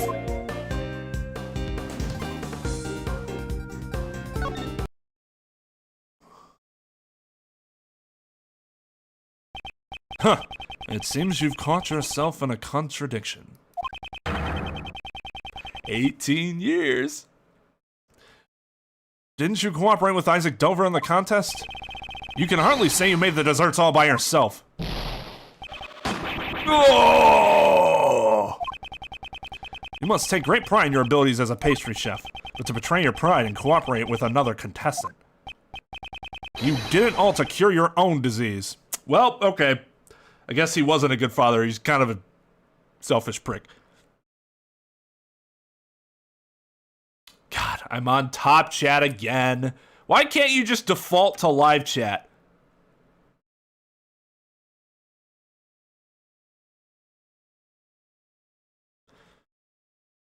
Around here, we say Dad going to the store to get some cigarettes.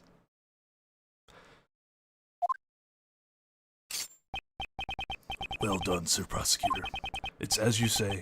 The one with the taste disorder is not my son. It is I. Wow, he's even shittier because he fucking tried to use his son as the... Oh, God. Whoo. Hey, Tara. Because some people might want it censored. Some streamers might care about what's on, like, their display. I don't as much. I did not, Tom. Hold on.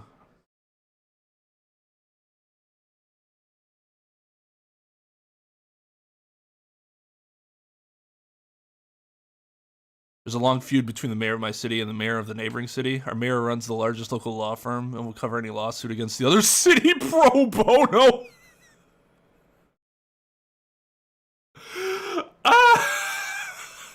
That's really fucking funny. That is hilarious pettiness. I don't know. I would love to get rid of Top Chat. It is I. No one knew. I've kept it a secret for 18 years. Doesn't matter how long a secret is kept. If you lie before me, I will expose it.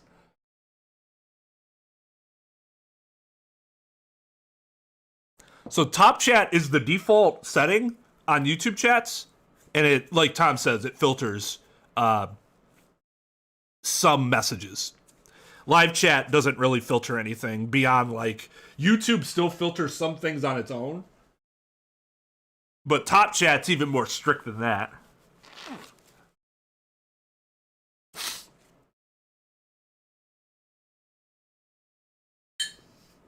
I don't think you were hiding. I just think we were all really into fucking over Gustavia. I will expose it. Hell yeah.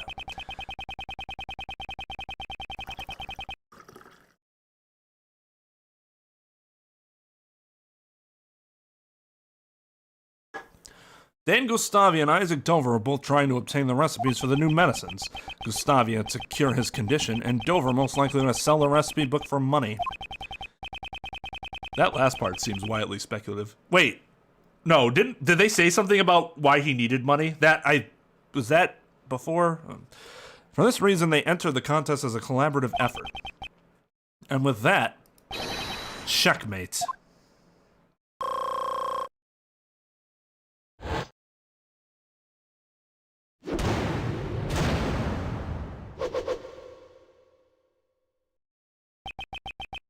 Ugh.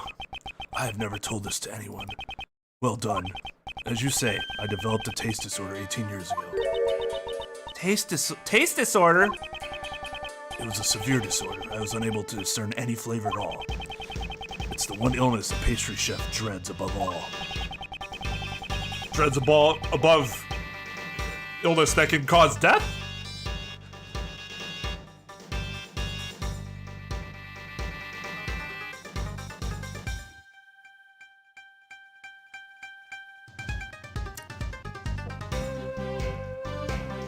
That's what I thought. When I was saying it out loud, I was like, oh wait, no, maybe they did establish something about wealth to him earlier that I just didn't remember. He did need money. Okay, so I vaguely remembered that.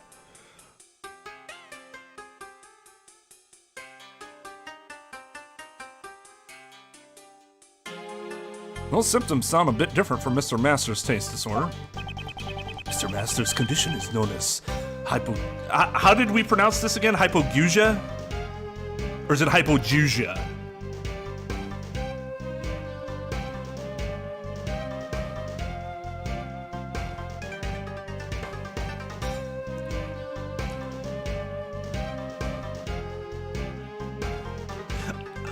Sure, in that I was either correct or I was incorrect. It was either one or the other.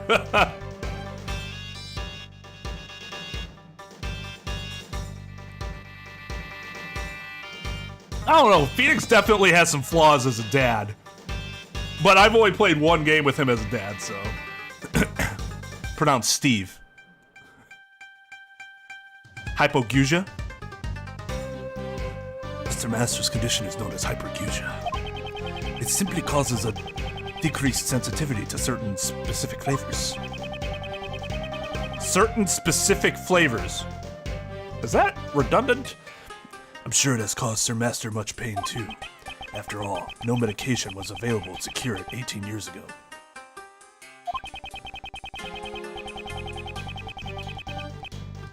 That is true. It's obvious that he loves her.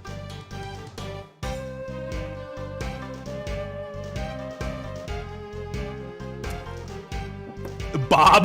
That's cute. Bob.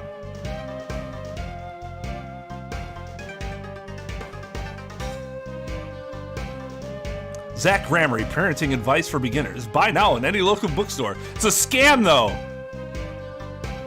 You open the book and it's full of empty pages except for one, and it says one word: leave.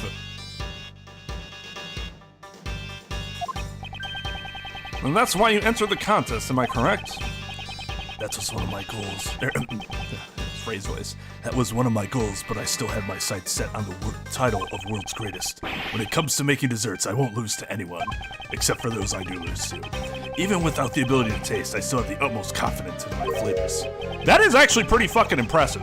Oh, so I presume you also prepared your desserts in the finals with the intent to win? Does he have his son taste them then? That goes without saying. According to what Mr. Shields told us earlier, the evaluation of Mr. Gustavia's entry was...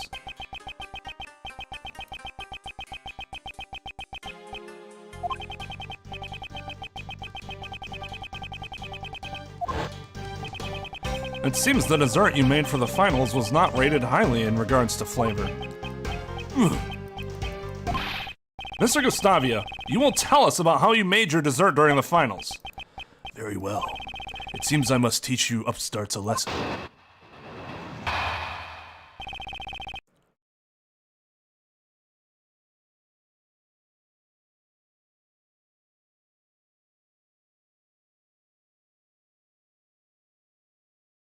He knew that his granddaughter had a dog named Phoenix. You'd think somebody who didn't care about their kids wouldn't even know that information. You can be a good, so that's interesting. In that, Von Karma could have been a caring father towards his kids, but it was all about getting his own family ahead of everyone else, so it was still damaging. Does that make sense? And thus, you're still setting a horrendous example.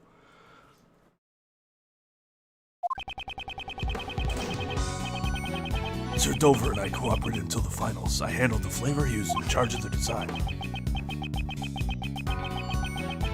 Okay.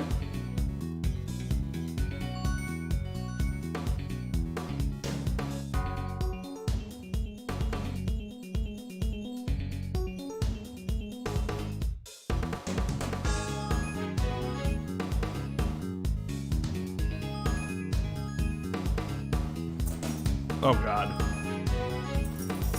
Oh, I made a mistake. Oh, I made a mistake. You didn't have to get up.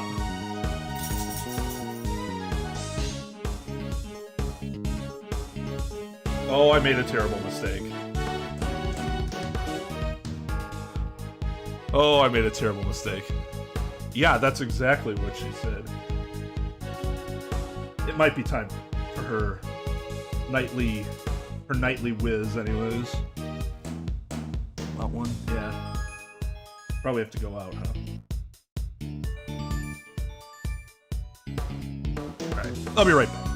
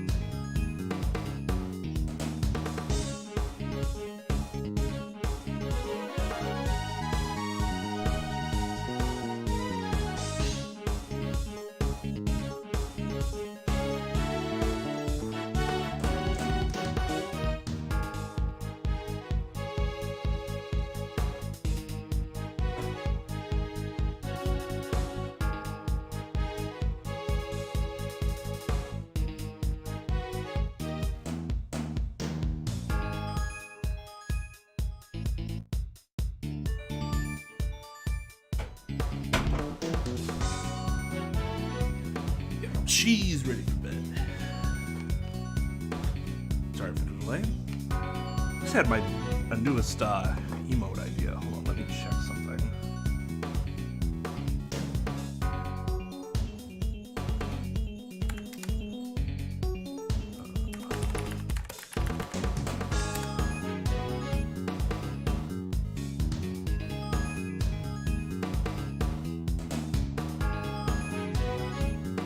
I guess the problem is he looks too...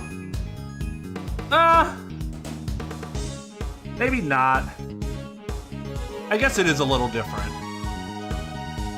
Alright, so for those that are members...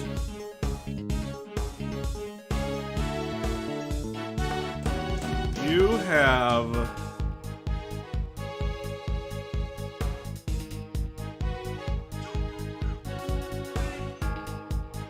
this.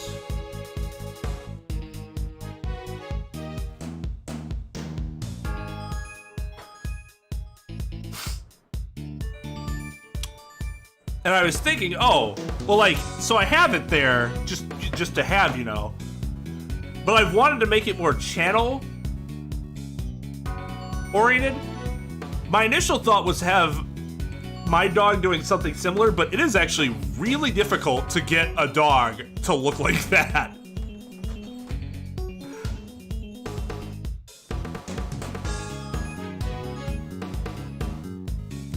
But what I was thinking is maybe... oh, speak of the person I was just thinking of while I was deep in thought. I was thinking, well, we can just make a version of it with Missile being the dog. But they look really similar anyways. But you could still make it animated, I suppose, so it's more... because Missile does look a little different.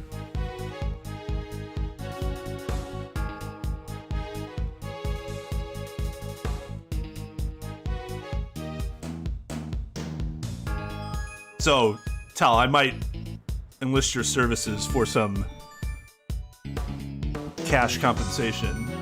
You're up for making another emote. It really does look just like him. Then we can call it Missile Keck. Missile Keck, that's awesome, right? Alright, I'm gonna start giving credits when I'm back from break. There are a few people where I feel like their numbers haven't moved, but they've obviously been here. I think that partly has to do with YouTube's... they only count when you're an active participant with Chatbot. And to be an active participant, like, you have to chat once every certain amount of minutes. So lurkers get screwed. Whereas Twitch, they always keep that in mind. Like, they count regardless of if you're just lurking or whatever.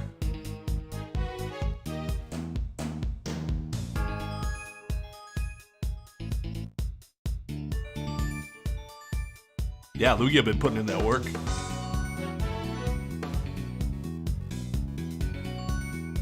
Yeah, and you can go look at the list. And if you look at the list and don't see yourself there, it's because they don't consider you to be an active participant. Which, again, I don't like that, but unfortunately that chatbot doesn't, like, handles it based off of the way YouTube does it, so. However, for the finals, I wanted to challenge Sir Master with my own skills. I helped Sir Dover make his entry, but I made mine completely on my own. If the flavor of my entry wasn't good enough, my own lack of training was to blame. How about that, Sir Prosecutor? This is the truth of 18 years ago. Ugh. I can't find any contradictions in his testimony. Well, of course he isn't going to fess up that easily. This guy's been on the run for 18 years, after all. Guess we'll just have to keep on pressing him until he breaks, eh? Yes.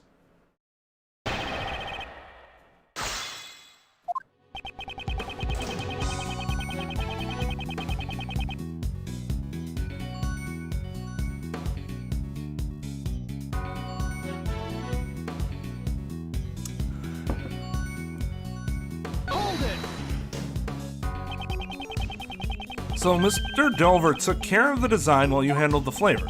Sir Delver was a sculptor by trade. His sense of design was splendid. But he was just an amateur chef. We combined our strengths by working together. Oh no, that's what I was saying, Sarah. It's not. Like, it won't list everybody who's watching. Like, it might say, like, I see 18 people watching right now. But you might look at the participant list and it only has like 12 people.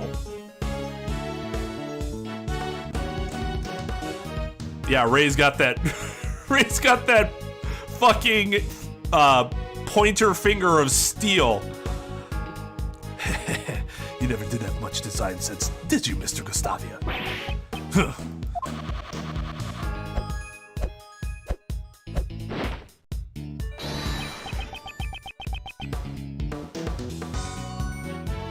Oh, is it gonna be 2 years? You'll be the first. You'll be the first to get the top YouTube badge. Which I think it looks fantastic.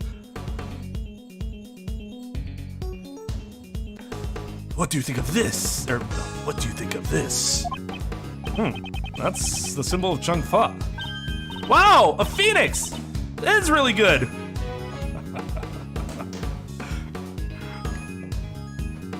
I understand that reference.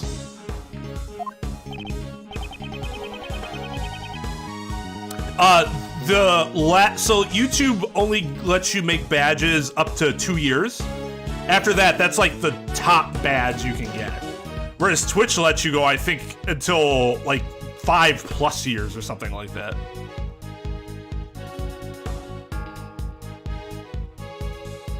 Yeah, they're gonna test getting rid of the dislike number.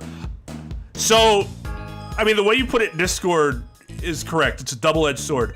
On one hand, it kind of fucks over the whole feedback, like quality by feedback. Because there are some situations where companies have been very rightfully dislike bombed for what they presented. They should get disliked, and it should make them look bad. On the other hand, you have situations where it's just trolling and it's not a real truthful dislike bomb. They're just being assholes. And so it prevents that, but it also reduces the audience's voice in general in terms of, you know, because will companies care anymore about their dislike? The amount of dislikes if nobody can see the bar? Maybe they still will, I don't know.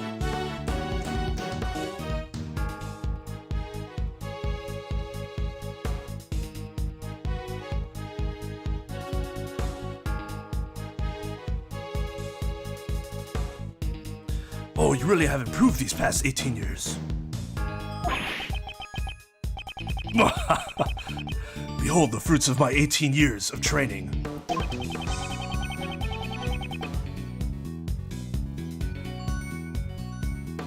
Exactly. I agree, Tom. Like, if something's bad, it should be disliked, and the reason it exists is so that you can avoid it. I don't think trolly dislike bombing happens nearly as much as YouTube makes it seem. I think, this is wild speculation, the corporations probably got on YouTube about it ad-wise. They don't want to be associated with all these posts that are ultra disliked. And for YouTube, it's all about the, you know, getting the ads. They need that revenue. So they are going to bend to their advertisers. Now, I understand, from a business perspective, that makes sense. But it still does hurt the users eventually. At some point, you might do things that logically make business sense, but hurts but like is a double-edged sword to the user. Eventually the correct business decisions might not actually be the correct business decisions because your user base starts falling off.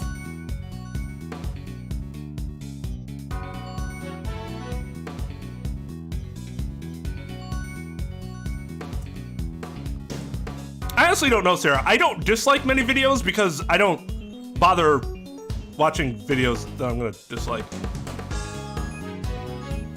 There was one video.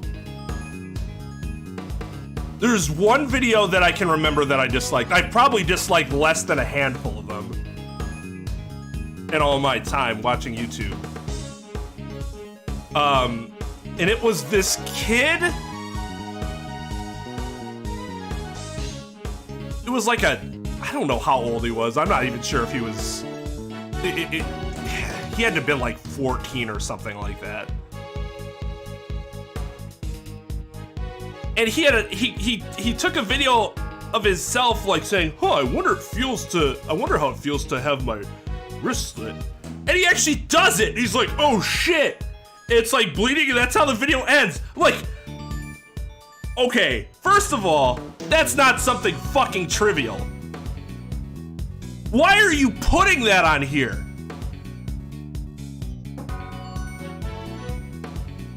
It was sickening.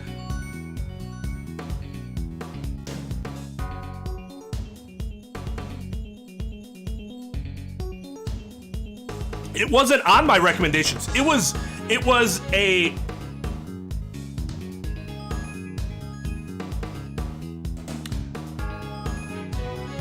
So when I first started streaming, the first streamer outside of the two streamers that I watched most often, which were Game Buddy and Spanish Plague, the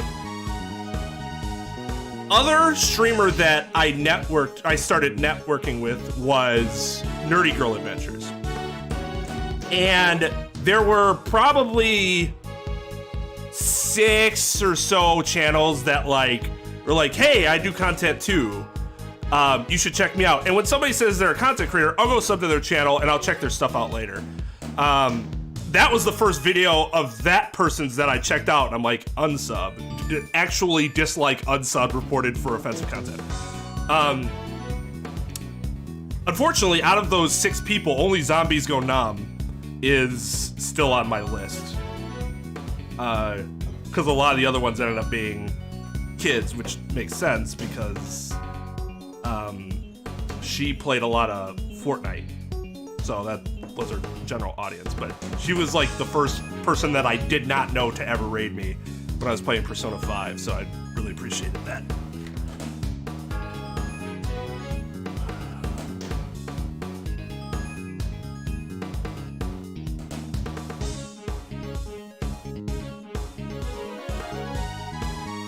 Can Brett block out the ratings number? Really? I don't think I know that.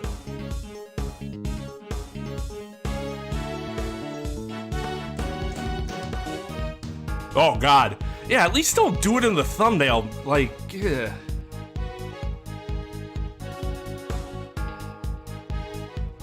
Talvez was here back during those days. He can tell you. Yep. Spanish was the first person to ever raid me. Game Buddy never raided me, but we collabed a few times. I on his Roblox streams, he on my White Day and White Day streams and Galgun videos. Still miss that dude. Wish he streamed. But real life be real life. It's been 18 years. Oh, okay, back to the game. I'd put my life and limb on the line for my dessert skills. It's true that I cooperated with Sir Dover 18 years ago up until the finals. Hold it!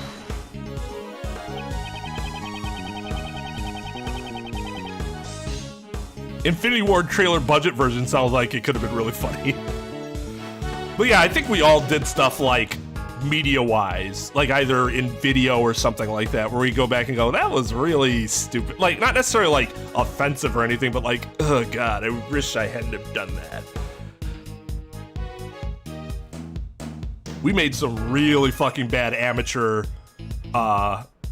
movies when I was younger. Our most infamous among our family was our Blair Witch Project sequel. That was something. That was something. So you were really serious about the title of world's greatest pastry chef? Yes, confectionery is my life. Naturally, I wanted to be the world's greatest.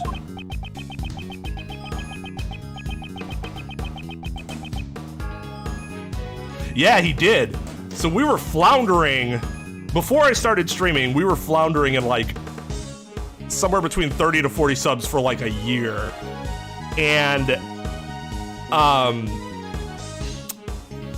Game Buddy would do giveaways for Robux. And one of the times he did the giveaways, he's like, all right, everybody who wants to enter, go to this channel and subscribe. And he posted the link, and I wasn't even paying attention to what link it was. And then I was in my dashboard or whatever while I was listening to him, and all of a sudden the sub count went up to like 100, from like 40 to like 110. I like freaked the fuck out. It's like, what? I mean, cause like, it's unfortunate. Kids just don't understand, right? So there's no way that he would know if they actually subbed in order to enter the. They could all just say, "Hey, I did it." And they didn't really do it, right? But they did it anyway. So I'm like, "Hey, thank you for the boost. I needed it."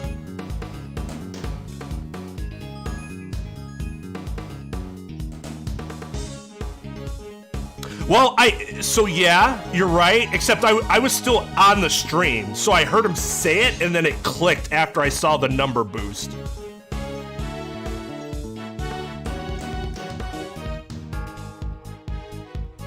When I was making music, oh yeah, I made some cringe music too. I told you guys about that though. You'll never see it. You'll never see it. I should just destroy all traces of it in any.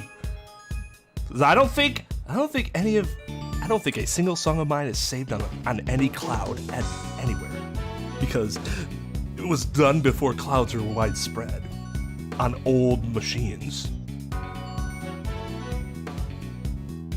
I should just destroy them all.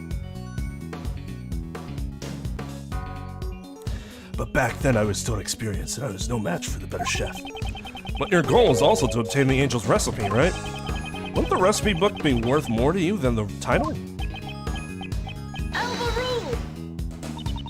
I will not stand by and watch you badger a convalescent man like this. My gavel shall protect you, Mr. Gustavia. Yeah, I realize he's still recuperating, but... So that one's arguable, because the judge doesn't want you badgering a witness either, and they might warn you. The problem here is context, where she said, "I will assist you," before this all even started, right?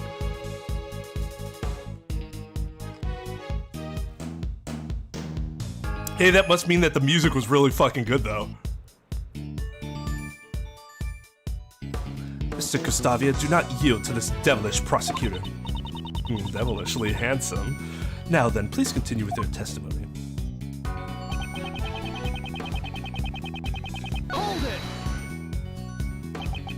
So you helped Mr. Dover with his dessert, but made yours all by yourself? No matter how you look at it, this seems odd. Why didn't Mr. Dover assist you? It matters not how it seems, it's the truth. I do not know what Mr. Dover was thinking. It's hard to prove if someone is lying about something that happened 18 years ago. Hey Kay, does your secret weapon also work as a lie detector? If it did, I'd have already stolen Mr. Edgeworth's spotlight. There's no need for that. I will expose this man's lies myself. Dame Gustavia, please continue with your testimony.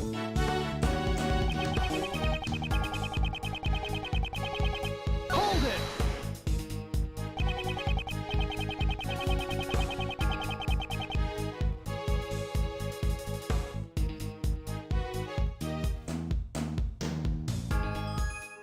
I would be likely to do that.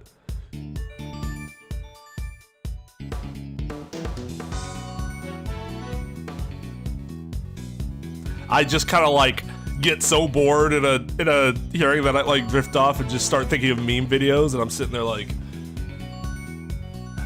the witness is putting me to sleep. I'm just like, Do you have any further questions? Counsel? What was that? Mushroom! What? A snake! Be admonished for that. Up until the finals, I heard that you received high praise for the flavor of your desserts. Is there some sort of accident during the finals? Nothing of the sort. I simply was unable to taste my work due to my taste disorder. My intuition must have been off, that's all. Then, was your intuition fine while making Mr. Dover's entry? How could there be such a huge difference between the finals and the previous day?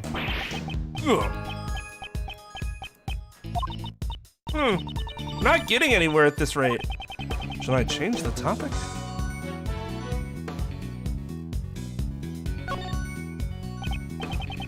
So you're sure there wasn't anything different between the semifinals and the finals? Yes, that's right. Aside from not cooperating with Sir Dover, the finals weren't much different from the semifinals. Nope, that's incorrect. There was another difference between the semifinals and finals. This photo depicts your son. We know he came to visit you up until the semifinals. That is correct. What does that have to do with anything? Your son, who always came to see you up until the semifinals, is not present for the finals. And then it was only in the finals that your flavor judged poorly. I don't believe this to be a mere coincidence. Your son's visits must have been very important to you, were they not? A father can work miracles when his son is watching. With my son cheering me on, I was able to make the most delicious desserts. Mr. Gustavia sure sounds like a good father, doesn't he? If what he's saying is the whole truth, one could say so. But just hearing his son's cheers wouldn't be enough to change the taste of his desserts. A confectioner, confident in his sense of taste, develops a taste disorder. It would have been difficult for him to maintain the taste of his desserts. Your son came to cheer you on. Was that really all he did? You seem very doubtful, Sir Prosecutor. In that case, I'll turn this around and ask you. What else could my elementary school son have done besides cheer me on? I'm sure your elementary school son would have remembered the taste of your desserts. Of course, my son always loved my desserts. In that case, he would have been able to taste test your desserts in your place. Oh, what did you say? Earlier, you told us that you have a taste disorder. He was my muse. Ugh.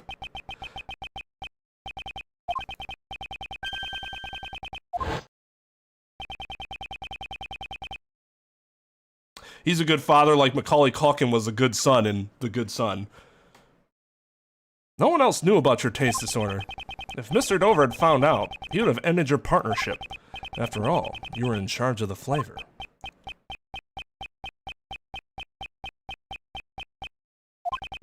Your son didn't just cheer you on, he also helped you determine if your desserts tasted correct.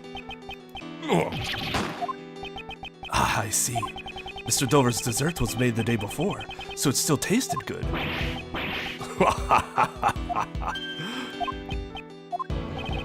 What you are saying is quite amusing, Sir Prosecutor. You say that my elementary school son assisted me as a taste tester? You are insulting my pride. Your pride? It's true, I had no sense of design 18 years ago. However, I won't lose to anyone when it comes to flavor. You claim I would cast aside my pride and rely on my son? Don't get carried away with your foolish conjecture, you upstart. In that case, I'm sure your son can confirm if my theory is mere conjecture. Unfortunately for you, I no longer have a son. What? What? After my taste disorder was cured, I went to train in Chengfa immediately. During that time, I severed all ties with my son.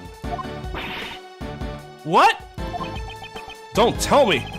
You would even abandon your own son? That's not all. Even today, the whereabouts of his son are still unknown. The police have been searching, but they haven't been able to find any traces of him. You wish to confirm your theory? I welcome you to try. Desserts are the only things that are important to me. Holy shit! Did he just change into a supervillain? He's like literally laughing that he cast his son aside.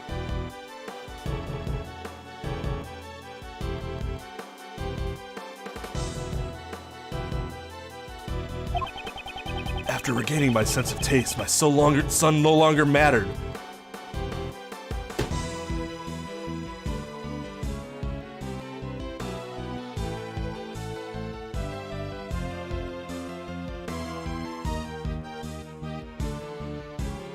Jesus fucking, are you kidding me?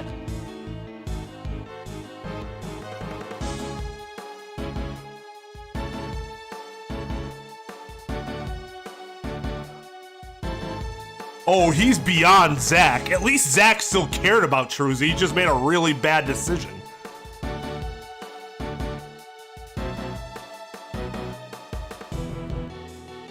Wow, I didn't think they could top Zach in terms of asshole fathers, but holy shit.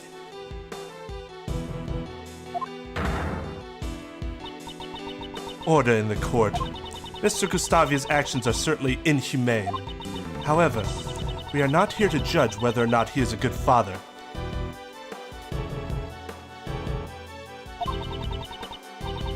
Prosecutor Edgeworth, I believe this is your loss. After all, there's no evidence left from 18 years ago that could prove your theories. Ugh. Mr. Edgeworth, is there nothing we can do? At this rate, we'll never find out the truth. Detective Gumshoe, where are those results?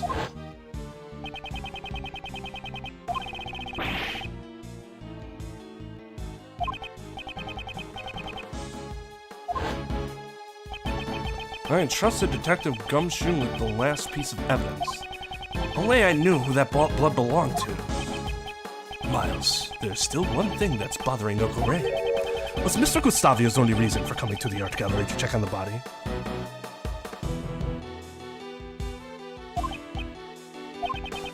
He only wanted to confirm the body's presence. He wouldn't have needed to open the case. That's right. Is there a way we can prove this?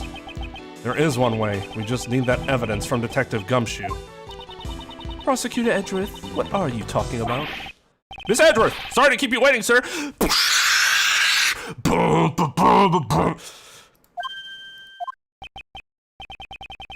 Huh, just the person I was talking about.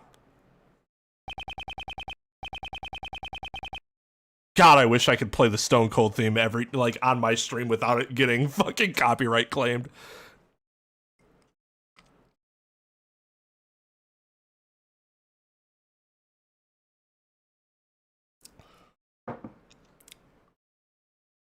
He is laughing like a fucking maniac.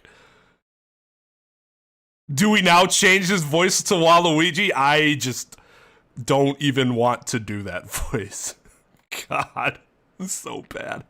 Yeah, why is Larry still here? Go home.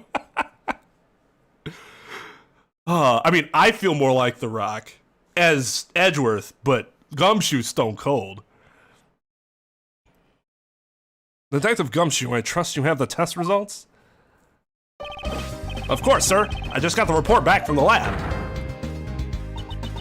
Detective, please be silent. So, this is the evidence that Prosecutor Edgeworth was talking about. Huh? Hey, what's this? This is the first I've heard of it. This was a request from me. I asked him to investigate a certain piece of evidence. Why? Why is everyone always helping you out? I'm the one in charge of the crime scene. Wah! Mr. DeBest, I apologize for taking matters into my own hands, but how about we hear his report first? Sure. Detective Gumshoe, what were the results? I don't even, just the best at this point is even more pitiful than anything else. Yeah, this song does smack.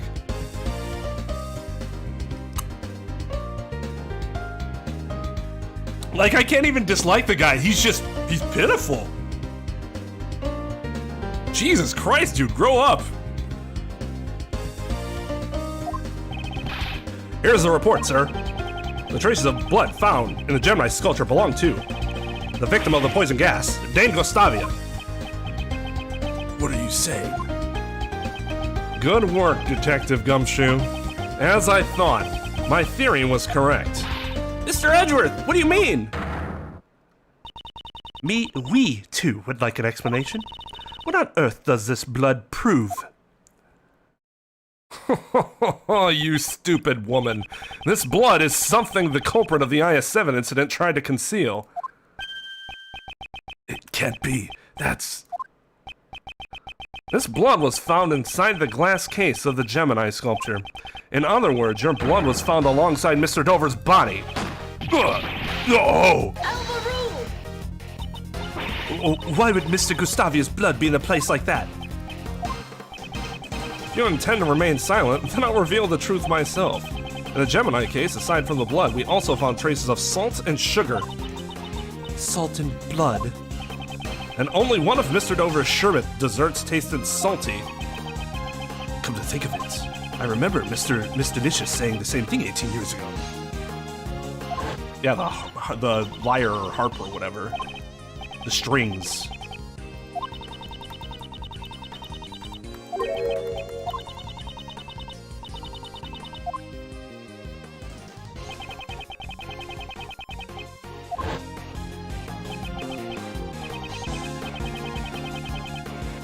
Yo, what's up, Easy? Yeah, exactly. He's just a tool for her.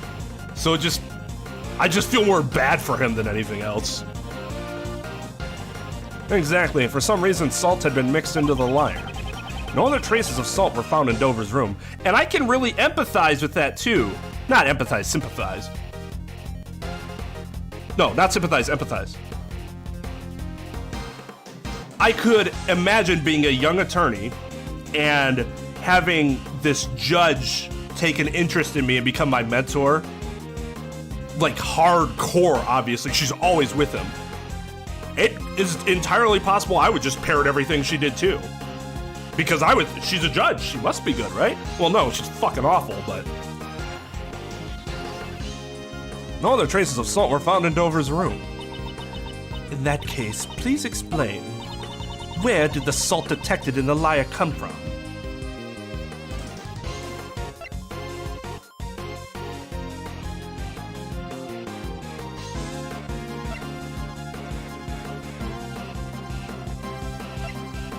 The blood itself?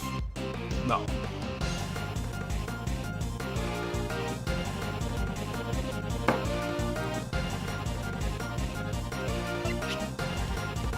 Take that!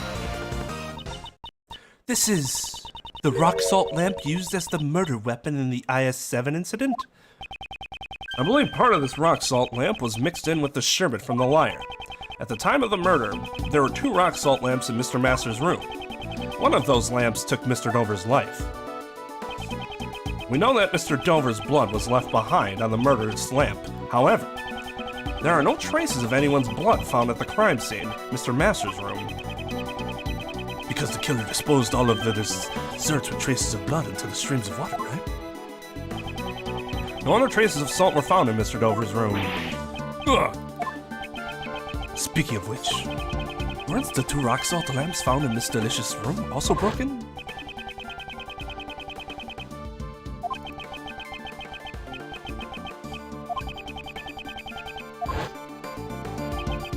We never did figure out why the other rock salt lamp was broken. Maybe Mr. Gustavia's blood was on the other lamp. Ugh. If your blood was found on the lamps at the crime scene, you would have been suspected. As the culprit, you would have needed to conceal traces of your blood from the police. Don't tell me he concealed it in the sherbet lyre? Exactly. The rock salt lamp and his blood were mixed into the sherbet lyre and hidden inside the glass case. Unlike the fountain's water, the sherbet desserts would not be analyzed right away. Perhaps he had planned to dispose of the sherbet when the opportunity presented itself? Then, the reason Mr. Gustavia came to this gallery... 18 years ago, the body and the evidence pointing to the killer were both stolen. Even the killer could not have anticipated that. There was no way of knowing when the body and the evidence would be discovered. So we plan to destroy the evidence before the Zodiac Art Gallery's grand opening.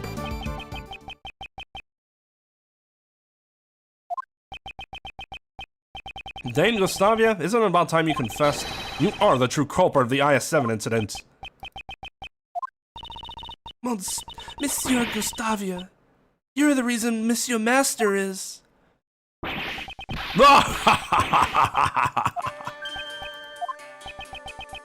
Mr. Gustavia, could it be, after all this time, my crime is finally brought to light?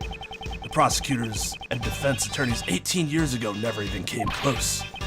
Bravo, bravo. Well done, Sir Prosecutor. So you admit that you killed Mr. Dover? It is true, I killed Isaac Dover, but he had only himself to blame. What do you mean? Dover and I worked together in order to win the contest. No matter who won, we agreed we shared the angel's recipe. But on the day of the finals, he stabbed me in the back. Sir Dover, this isn't what we agreed to. I'm sorry, Gustavia. This deal is off. What? But I made your desserts for you. I'm the reason you got this far. And what of it? Can you prove that you assisted me in any way? Dover, you were planning to betray me all along. Because of Dover's treachery, I was forced to make my final entry on my own. It's just as Sir Prosecutor said. My son assisted me every day until the finals. What about your pride as a confectionery artist? A proud chef loses the ability to taste his own creations. That's a feeling an upstart like you would never understand. Mastering the art of dessert making is my reason for being. It is my one and only pride. Committing murder for the sake of pride, that's another feeling I will never understand. To say nothing of abandoning your own son. Such a thought disgusts me. I was watching, or listening to Dateline murder, stories. And one of the stories they were talking about that was like a multi-parter.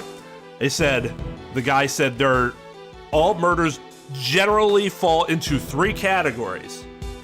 Money, love, and pride. I never thought of it that way before, but I was like, yeah, I guess so. The ones that fall outside of that were generally like done because the dude was a psycho. Power is normally a part of pride. Power could actually fall under any of those categories because they all deal with some element of power.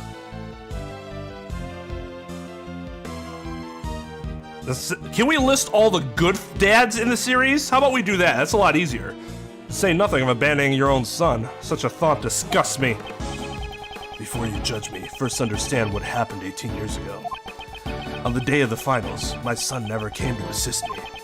Thinking back on it now, I suppose Dover had a hand in that as well. Huh? What exactly happened to your son? I do not know, but it no longer matters.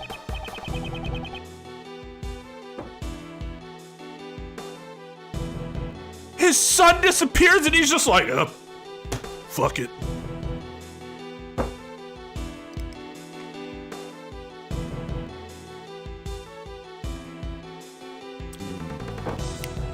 This is fucked up. I do not know, but it no longer matters. Ever since that day, my son meant nothing to me. From what I hear, he's still missing. That's... What? Giving up on him like that? I wouldn't have words. If I were presently there. Without your son, you had no chance of winning, correct? Yes, and since I was guaranteed to lose, I needed a failsafe. During the afternoon tea time, I made my way to Sir Master's room.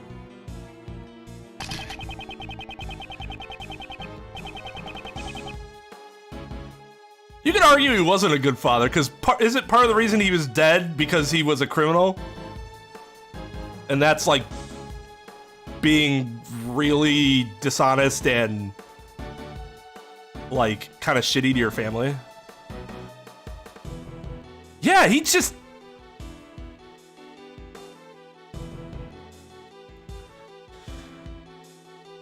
It's arguable though. He obviously cared about her. This dude is just a fucking monster. I just needed to take a photo of the cure to my taste disorder. It would have all worked out if only Dover hadn't interfered. Yeah, Dover looks like a douche. Ah, Gustavia! Trying to steal a picture of my prize, are you? That hardly seems sporting. You! Cure for the taste disorders? Oh, you have a taste disorder, don't you? Ah, this is Rich, a pastry chef who can't taste. Dover, you! Gah! Puny worm, you are in no position to oppose me.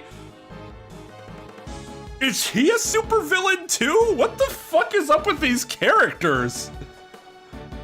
Russell was a good father, yeah. Well, he had his own issues too, but he was generally a good father.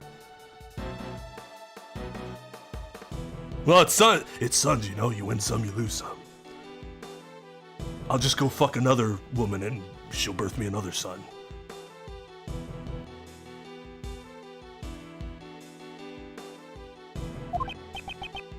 Why you?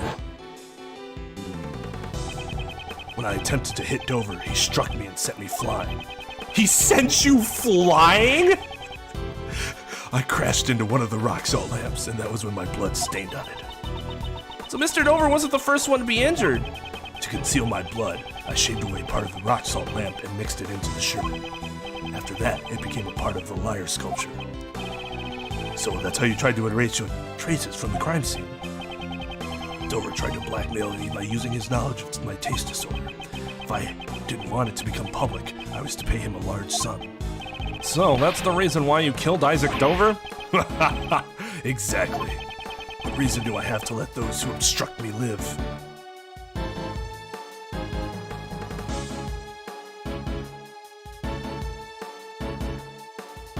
Jesus Christ! This dude is like Mr. Burns. He was the one who drew first blood. I simply gave him just desserts. There it is. There it is. The best line in the case. The best line in the entire case. He was the one who drew first blood. I simply gave him his just desserts. So that was his motive. I carried the rock salt lamp that bore my blood into Dover's room. Wait. Okay. I'm actually... This is like a really interesting South Park situation. Gustavia goes into Dover's room. Gustavia attempts to attack Dover. Dover sends Gustavia flying. Question mark, question mark, question mark. Dover's dead. What happened in between Gustavia went flying? Dover seemed like he could hold his own. I'm actually kind of surprised Gustavia was able to kill him.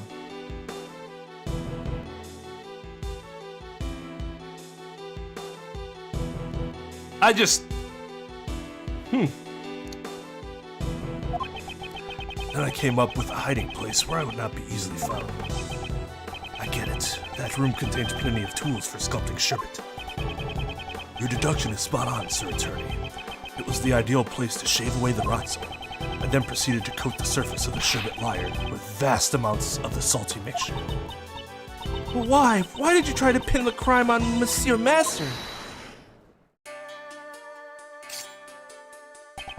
You are wrong to blame me for that, Lady Catherine. If not for your unnecessary meddling, Sir Master would never have been a suspect. Why do you think I hid the murder weapon in fluorescent cloth in Lady Delicia's room? There's only one reason why you'd place a murder weapon in someone else's room. You wanted to pin the crime on Delicia. Me? Yes, that is correct. Gusty? Why? Why me? As one who sought to be the world's best confectioner, I greatly respected Sir Master. It was never my intention to cast suspicion on him, but an insolent woman who dared to sully the contest with fake desserts. I had no problem letting someone like you take the blame for the crime. that makes me sad. If you hadn't snacked on other people's desserts, the body would never have been found. It was when Sir Master would be judging Miss Lady Delicia's room. That's when I finally saw an opportunity to freeze the body, but before I could move the body, Lady Catherine had already discovered it.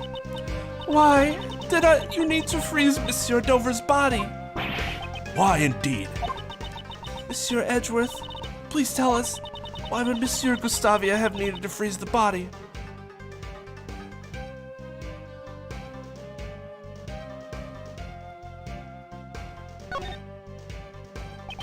Mr. Gustavia froze the body in order to disguise it as an ice sculpture.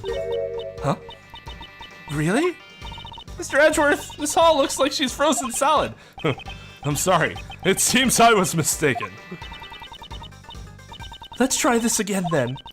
Why would he freeze the body?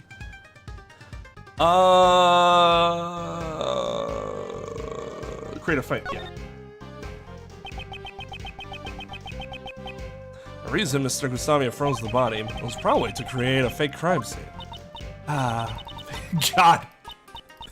I'm so bad. I don't think like a criminal, I don't fucking know. Mr. Gustavia intended to freeze the body in order to throw off the time of death. If the time of death had coincided with the tea party, Mr. Gustavia would have been suspected. That is correct. Preparations were necessary to freeze the body while I was preparing in Dover's room. I placed the body in the treasure chest in Sir Master's room. I would make a shit murderer, let me tell you that. I could think of no better hiding place at the time. Thanks to that gluttonous pharmacist, the lid of the chest broke. Why'd you disguise him as an ice sculpture? Once the body was discovered, there would be no time to throw off the time of death. To buy time, you needed to hide it someplace else. How horrid! How could you hide Monsieur Dover's body within one of his own works? It all would have worked out if the body hadn't been discovered while it was in Sir Master's room. If everything had gone according to plan, Sir Master would never have been arrested. So, because I discovered the body, it's my fault Monsieur Master was? Well, your fault and Delicia's fault. And Gustavia's fault for doing it in the first place, more so than anybody's. So, no, not your fault, or Delicia's. Don't worry about it. I know it sucks, but not your fault. Okay, don't take his words to heart. Even if suspicion hadn't fallen on Mr. Master, Miss Delicious would have taken the fall. She's like, I don't really care about that so much. No matter who's targeted, the one at fault here is Mr. Gustavia himself. The detective in charge of the initial investigation was also a dunce. To think that he never reported the missing body to the prosecutor. Prosecutor von Karma indicted Mr. Master without knowing the body had vanished? I see. That would explain why he looked so flustered at the crime scene. Although, it's something that would stand out if you read the official documents. Would someone have intentionally distorted the information? At any rate, Von Karma found out about the missing body after he had made his indictment. And if he had let one person be acquitted, he'd have a stain on his much-prided perfect record.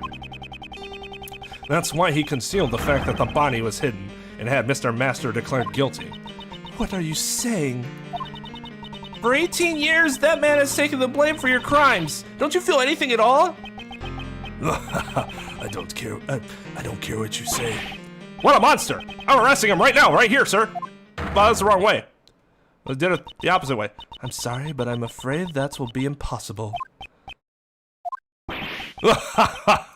Statute of limitations, my friend. That's correct. You have no right to sentence me. What? But the culprit is standing right in front of us. Okay, this is... I am absolutely certain one of the reasons there's no statute of limitations in the United States is to present this type of stupid fucking scenario where the villain just like, it just passed yesterday. You have no right to sentence me. You stupid idiots. I mean, I guess it's true for other cases, but not murder at least. Allow me to tell you the reason why you can't arrest me. It has been 18 years since I murdered Dover. The statute of limitations for murder in this country is 15 years, is it not? In other words, it's impossible for you to arrest me. I only confessed my crimes because the statute of limitations had expired. Statute of limitations for murder is 15 years? Wow, that's a really stupid fucking law. Mr. Edgeworth, is there nothing we can do? No, you're right, it is a stupid fucking law. As long as the statute of limitations remains, arresting him is impossible. No way! My sincerest apologies, Prosecutor Edgeworth. Neither Mr. Gustavia's testimony nor your logic can be taken as official legal proof.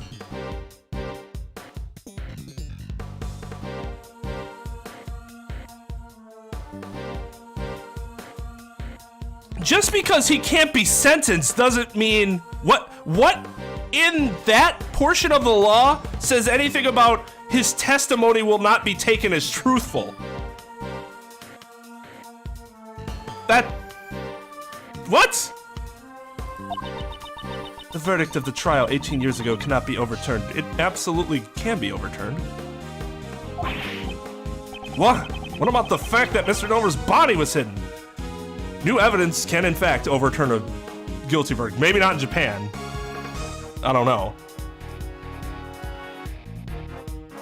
Exactly. Here we're talking about Master's innocence, not trying to send, that's more important than sending Gustavia to jail. At least getting Masters out.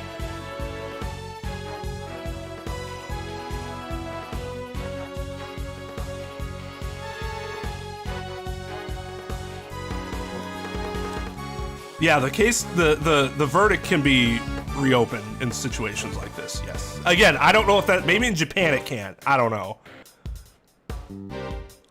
But the verdict itself does not mean it cannot, like, because there is a verdict does not mean the verdict cannot be reopened.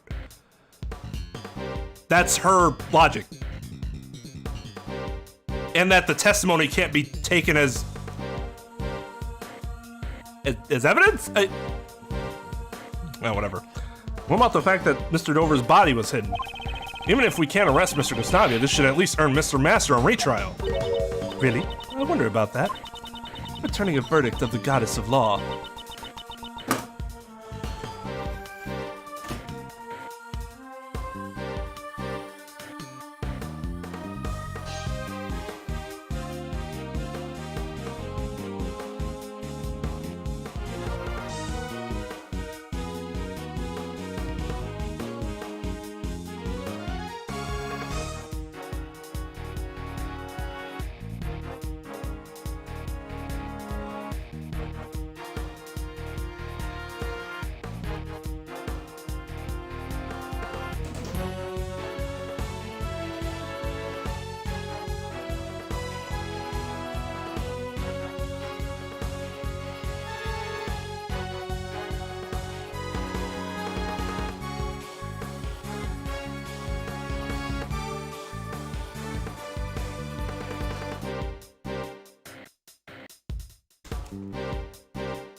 She is a judge.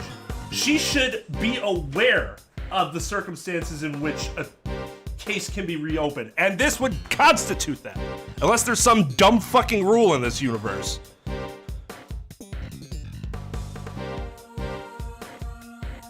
So they did have a statute of limitations on murder, and it was abolished 11 years ago.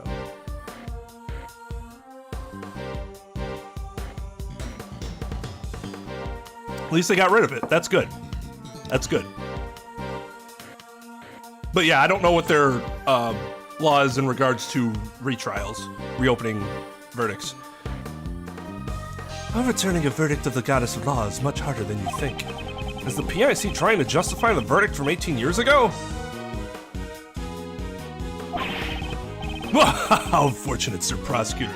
This dude is literally fucking confessing in front of the judge, and the judge is just like, our verdict was fine. The goddess of law is never wrong. Oh my god.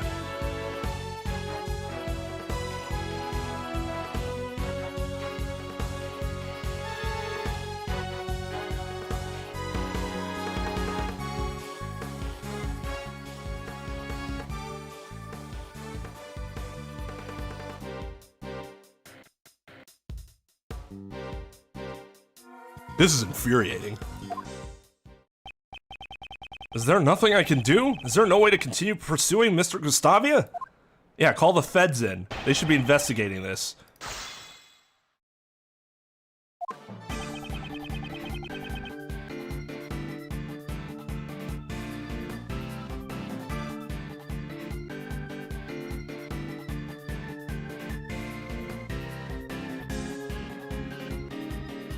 That's just something Godot said.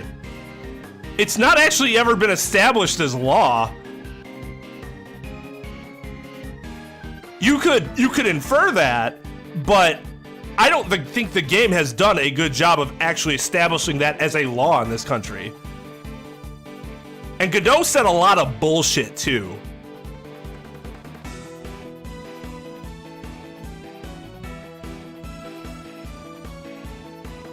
I mean, no, don't get me wrong. If this universe wants to set up that there's a statute of limitations for murder, then that's up to the game. That's fine. All I can do is comment on how it being stupid. The rest of this, though, is asinine.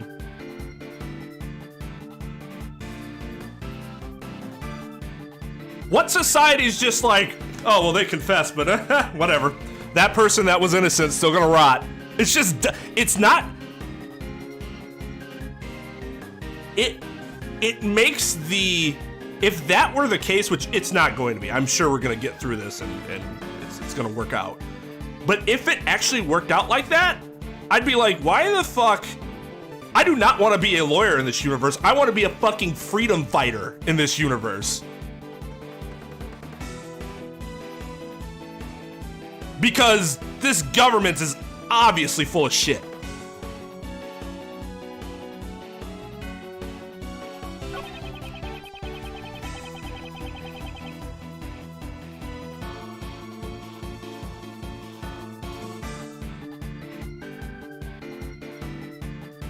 That's a good point, dog.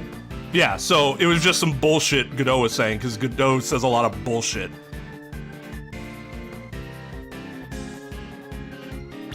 Let's take a look at this. There was something in there that was really interesting before. If possible accomplices are on trial, the countdown is stopped until the verdict is reached, then resumes. The suspect flees to or lives in a foreign country, the time limit is on hold until the suspect returns. But was he a suspect? I don't remember.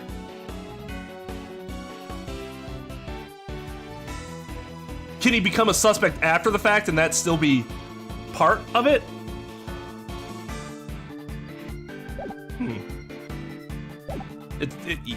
Yeah.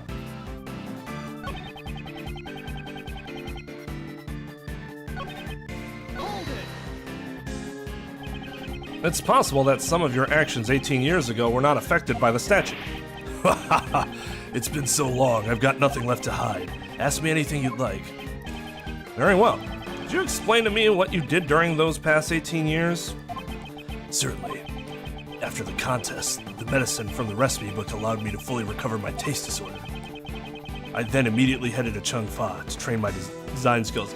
You know, that's the really stupid thing about his motives. His motive was absolutely stupid. If he was that worried about his taste disorder, they would have released the medicine eventually, right? Why would somebody buy it to not release it and sell to people to make money? All he had to do is just be a little patient. So he wasn't seen ever since that case because he was in a foreign country. Indeed, and I'm certain that I went abroad to train. About 1 year after that case, right before Sir Master's final trial began. Thanks to my training, I am now a confectioner, unparalleled in both taste and design. You should not be proud of a position earned through the sacrifices of others. You can't bake a cake without breaking a few eggs. Sacrifices were necessary for my goal. Holy shit, what a goddamn monster. He's actually a really good villain. I fucking hate him because he's a good villain.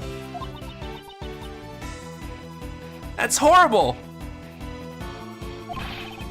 Say what you will, the fact still remains that you cannot arrest me. I have to get more information out of Mr. Gustavia. Is there anything of note in his recent testimony? Could you please add the details about your training in Chung Fa to your testimony? Certainly.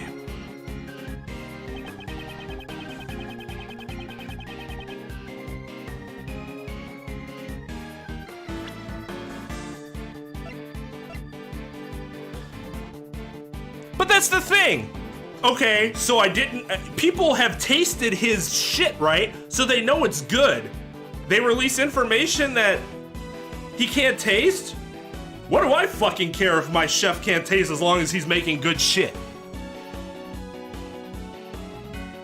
It's a penis size thing. It's all, they're just, it's pride. It's pride. It's penis size. That's what made him kill.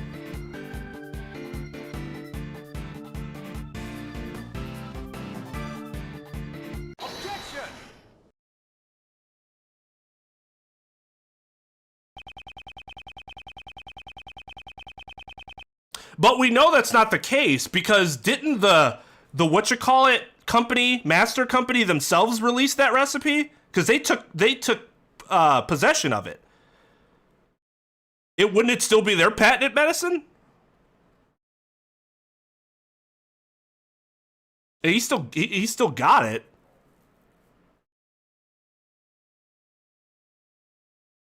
One of the conditions regarding the statute of limitations for murder is as follows.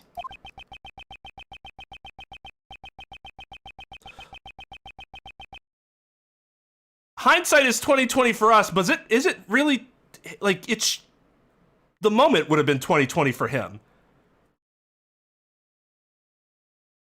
Do you think that he just went and was like, "Oh God, I hope I get it. Oh God, I hope I get it. Oh God, I hope I get it." And like they run his insurance and they're like, "You're approved." And he's like, "Yes." I'm pretty sure he had better understanding of whether or not he could have had access to it before then. It's possible that that's what happened, but that's really unlikely. Yeah, you're right. Healthcare costs being the real villain. Exactly. If the suspect flees to a foreign country, the time limit is on hold until the suspect returns. So the statute of limitations was suspended while you were overseas. That's right! The statute of limitations stopped while you were training in Chung Fa. Indeed, it is possible that the statute of limitations has not expired yet. Mr. Gustavia, please tell us how long you stayed in Chung Fa. It would be exactly 3 years. 3 years, wait. Let's calmly think this over. The case occurred 18 years ago. The statute of limitations is 15 years, and he was away for 3. 5 plus 13 is exactly 18 years, I'm sure of it. Mr. Edgeworth, we did it! The statute of limitations hasn't expired yet.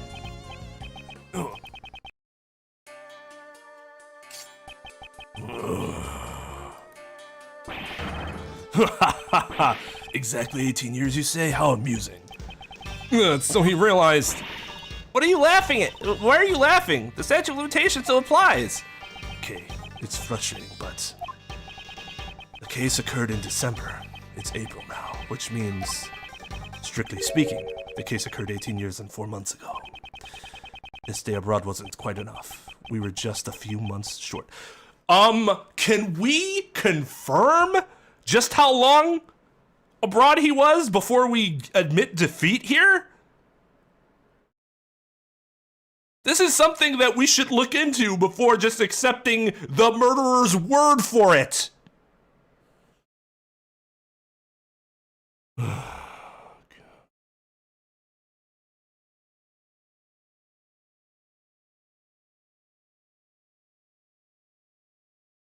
I just...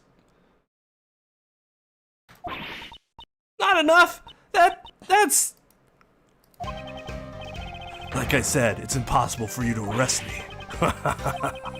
He must have known all about this when he confessed to his crime. Then why would he have gotten nervous when we brought it up? That makes sense.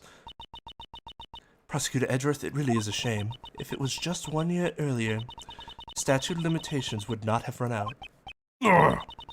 Those who undermine the Goddess of Law's verdict must bear the burden of their crimes. It seems you are simply incapable. Shut up! Just shut your fucking mouth. This can't be the end. So, Monsieur Gustavia really is beyond the law's reach. Kate, what are you thinking? Objection. If you're thinking of taking matters into your own hands, I implore you to reconsider. There still might be a way to bring this man to justice.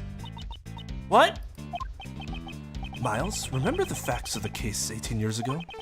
Just as you were mistaken earlier, it seems Mr. Gustavia has also overlooked one key detail. Overlooked? He wasn't present during Mr. Master's final trial, so he doesn't know the outcome of the trial.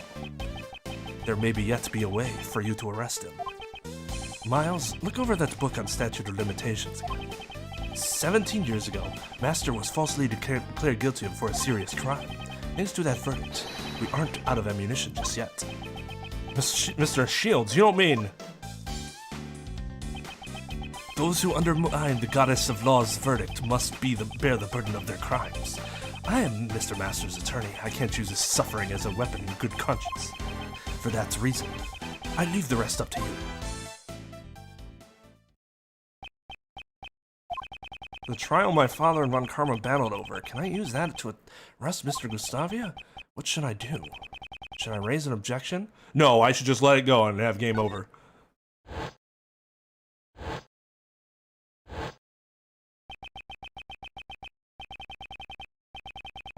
My father and Von Karma, their paths diverged. One revealed the truth, the other concealed it. The path that I choose is the one that reveals the truth. I see no further reason to prolong this trial. I hereby find Dame Gustavia not guilty.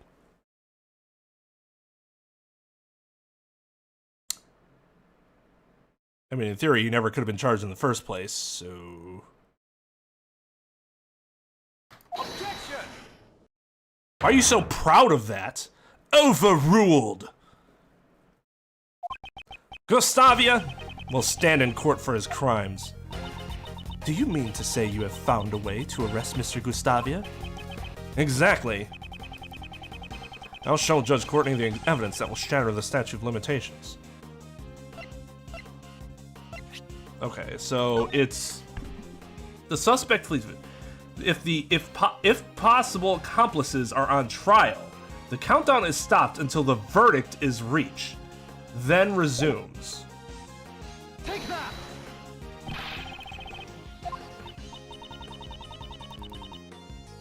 Oh, I guess we gotta show what happened.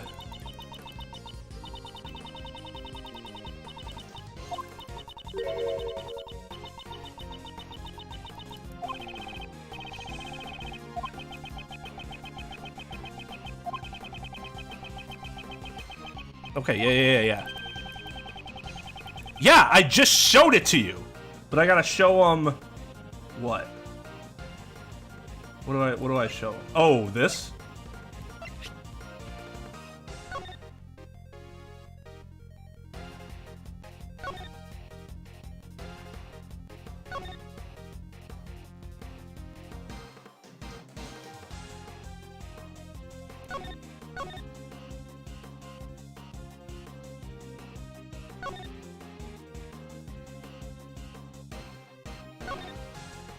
That doesn't say that it was a year later, though.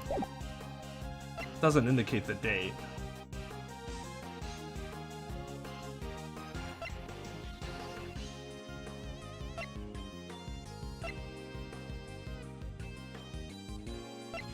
Take that!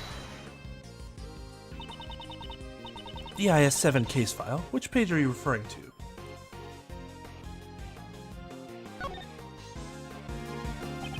The suspect data page.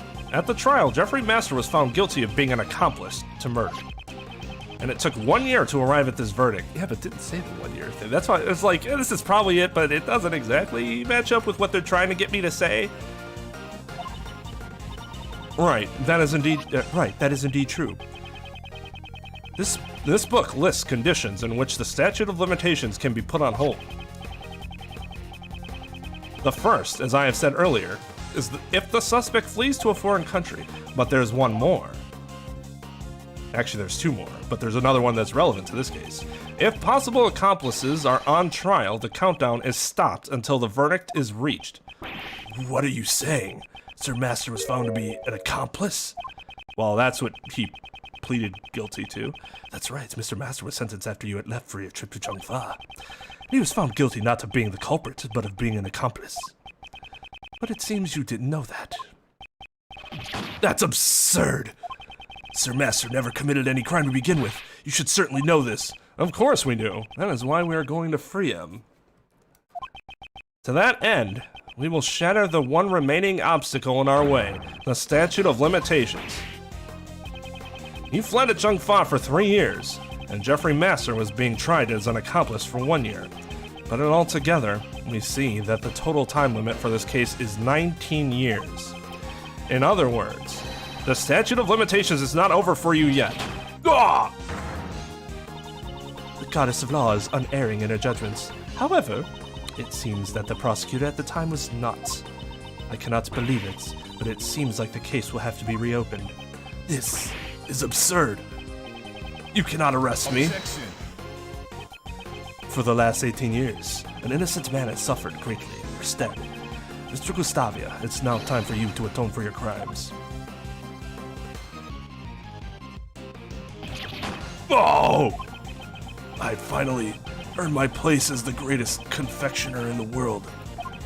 To achieve that goal, I cast everything aside, even my own son. What a shame. You can't run from your crimes any longer. Ugh.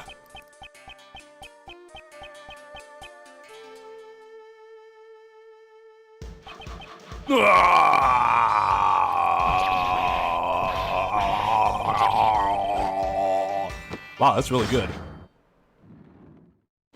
Man, why you gotta cut it? We could have ate that.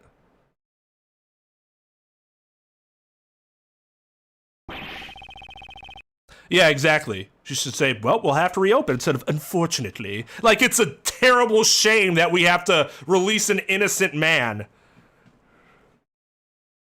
Gustavia has been taken into custody, sir. Yeah, so you're up next, right? Yes, I understand. Kate. I'm glad we found out what happened. I'm not glad that it's over. It is a good case. It was a really good case.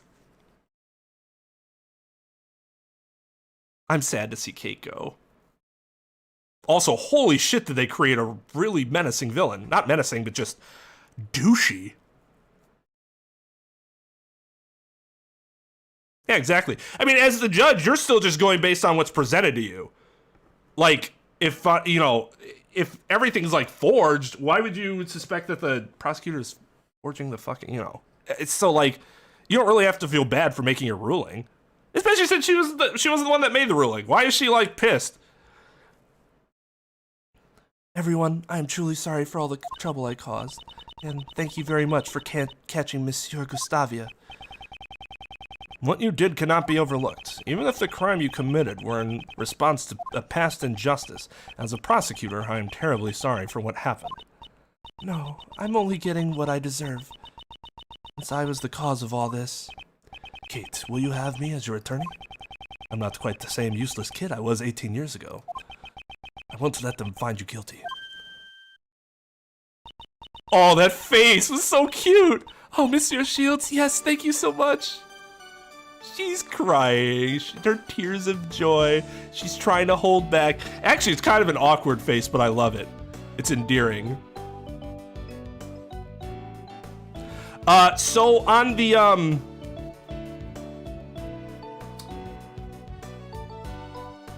the VOD of this video, do we dare to add an 18-year count?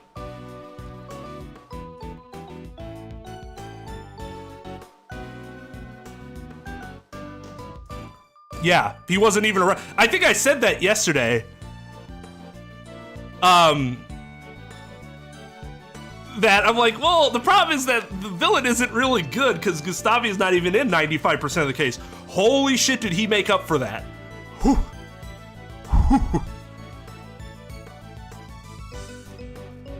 Oh, Monsieur Shields, yes, thank you so much.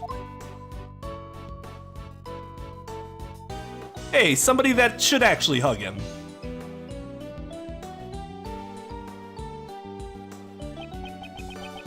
Sorry to interrupt, but it's time to go. Yes, all right.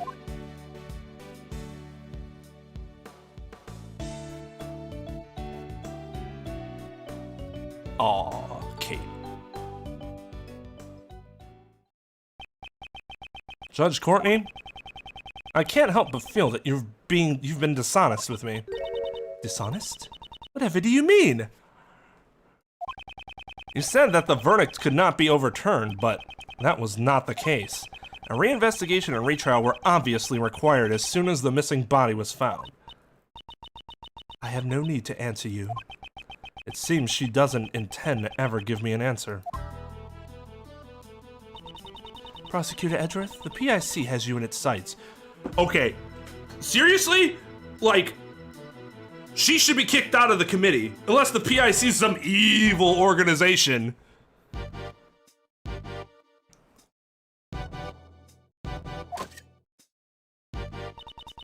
They will receive a report on everything you did here today, and you will most likely be required to appear before them. Oh yeah, so I can walk in and say, hey, I got an innocent man acquitted, and we got this other, the actual murderer locked up. Yeah, fuck me, right?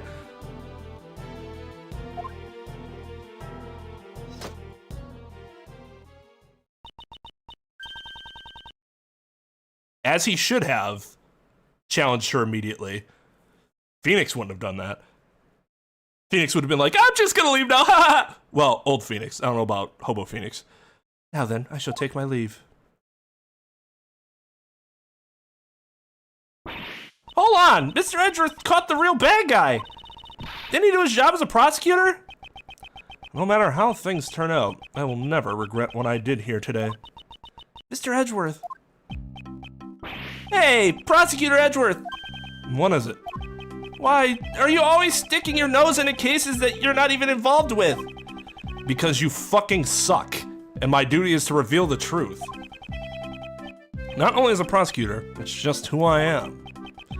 I don't get it. As long as you continue to think that being the best is all that matters, I doubt you ever will. Oh, I don't get that either. I'm going home. He's like a caricature of like a really young Edgeworth. That's just what it's just exaggerated so much. What was that all about? There is much he still needs to learn. Miley! What is it? I knew Greggy's son could do it. I think I might be falling for you. The immortal Delicia Scones. Thanks for helping Jeffy. Well, yo, Edgy, great job solving that case. Why are you still here? Well, I was busy drawing, so I really didn't catch all of it. Huh? Where did Katie and Justy run off to?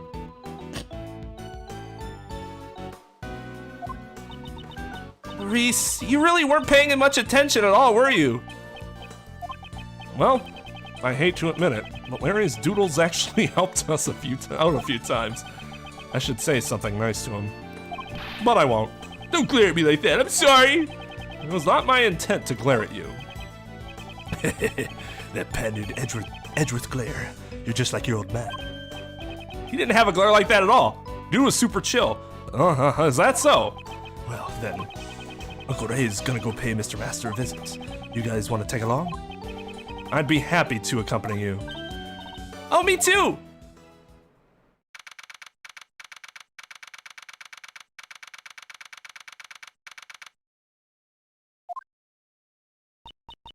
So this Jeffrey Master, what's he like? Oh, he's a really nice and gentle guy. He's still doing his best to make people happy. He actually cooks desserts for the inmates. Man, they're gonna really be sad that he's gone. Nowadays, all the prisoners and guards look forward to snack time at 3 o'clock. Well, that's nice. I want to eat its desserts too. So the chocolate cake we saw in the prison the other day, he was the one who made it?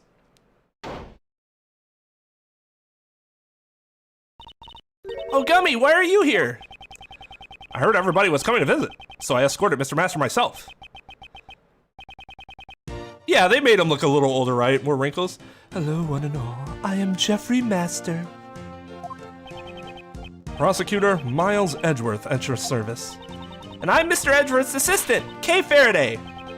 Ho ho. It is a pleasure to meet you all. Mr. Master, Miles is your old defense attorney's son. You mean Mr. Gregory's? Your father has done so much for me, and yet I betrayed his good faith when I made the false confession. I've heard the details from Mr. Shields.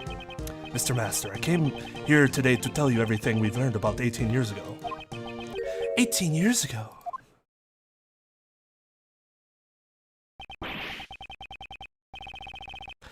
Kate committed a crime for my sake? Why would she do such a thing? Miss Hall has been trying to prove your innocence for the past 18 years. She was willing to do whatever it took to save you. Kate, she shouldn't have gone through so much trouble for an old man who let her down. Mr. Master, I don't think you realize just how much Miss Hall cares for you. I have something here that clearly proves the two of you share an unbreakable bond. An unbreakable bond? Proof of the bond between Jeffrey Master and Catherine Hall. This should give Mr. Master some peace of mind.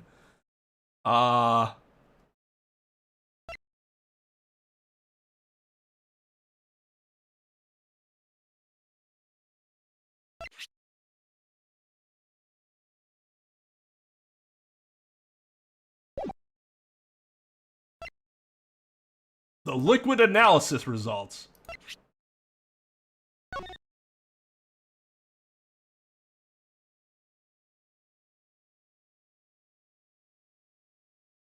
I'm honestly not sure with the. Oh, wait. Okay,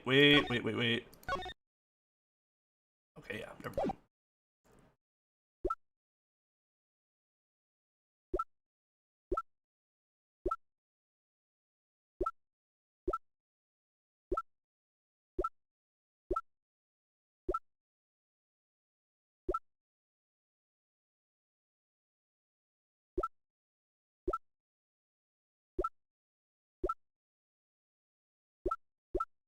My badge. Is it the chocolates? No, that's fine. What is it? The chocolates? The chocolates is my first guess, but I don't. It doesn't really say anything about him, but we know that they were his favorites. Is that right? No, you can actually answer me.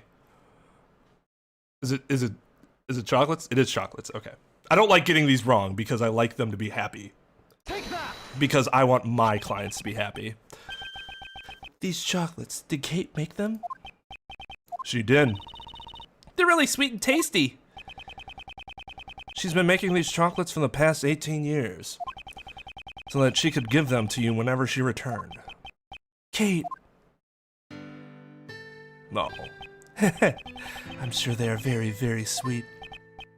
Yes, they truly are. Unfortunately, I cannot give them to you now, but I can hand them over later in secret, pal. It is against the rules, but right now I don't have the authority to stop him. Oh, thank you very much.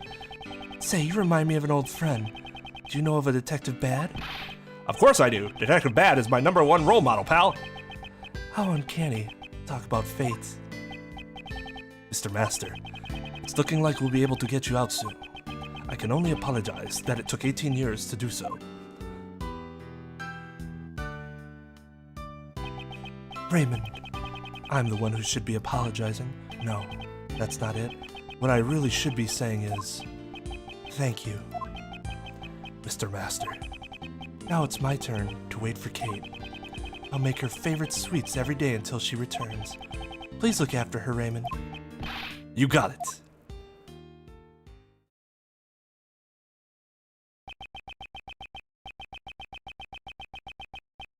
Oh, he is an amazing client, for sure. For sure. Just a good dude. The IS-7 incident, the case I inherited from my father. After 18 long years, it's finally coming to a close.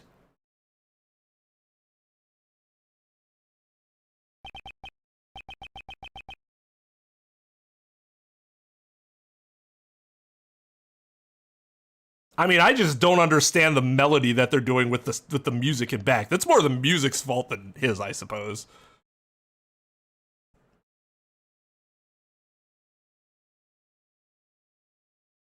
Wait, no, those. I probably like Maggie more than anyone else personally, because she's just fucking adorbs. But he is a really good client. Miles, thanks for today. I'm sorry for leaving that final decision to you.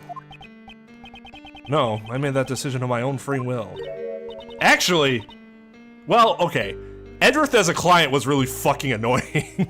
I really like Edgeworth, but as a client, he sucked.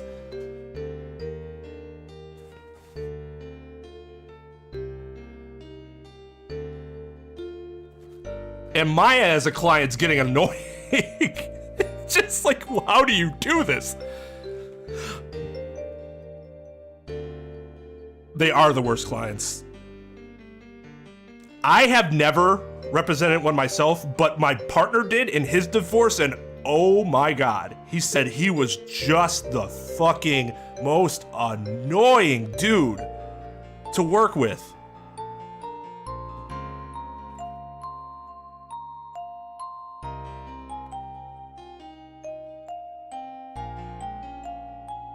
All right, she's just annoying. Like, dude, what the fuck?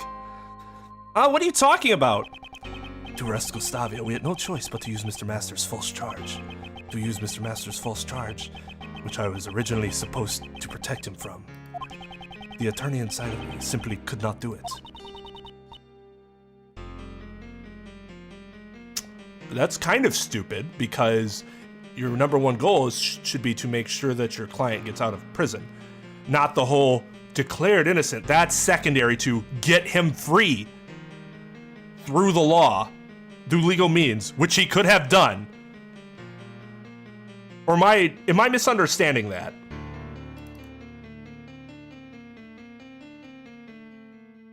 He wasn't a law student, though. Law student Phoenix was fucking annoying, though. Hobo Phoenix, actually, there it is. Hobo Phoenix the best. Hobo Phoenix is fucking sweet.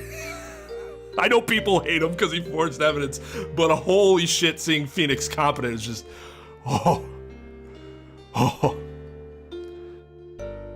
It is hard to do, but just the fact that he said he couldn't bring himself to do it, that seems stupid to me. Not the whole he couldn't get it done because of the obstacles in his way, but the obstacle of himself and his own, I couldn't admit this is a false charge. It was kind of dumb.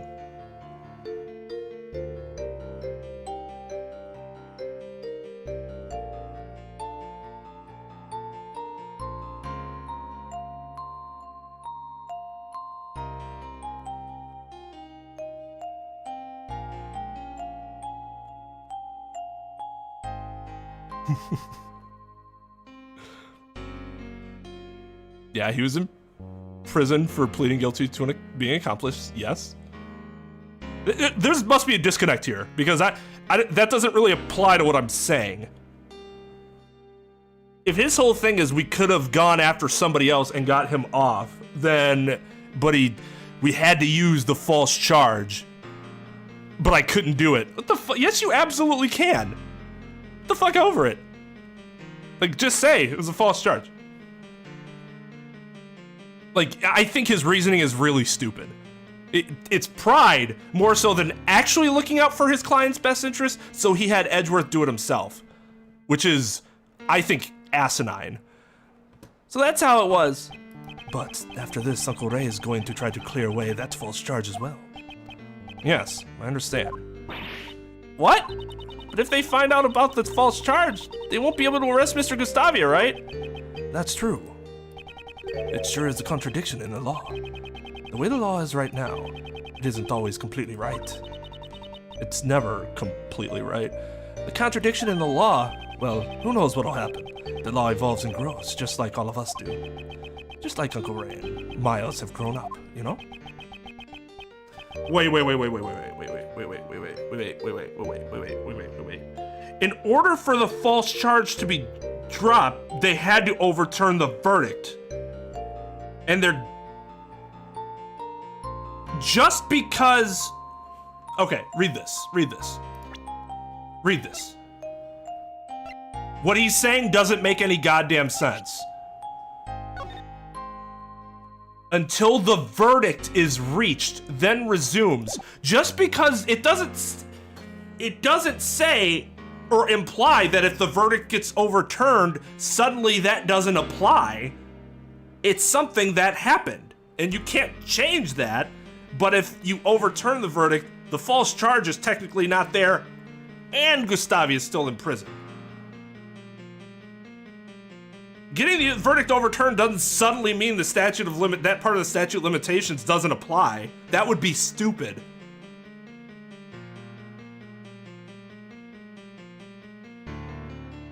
It's not confusing, it's just wrong.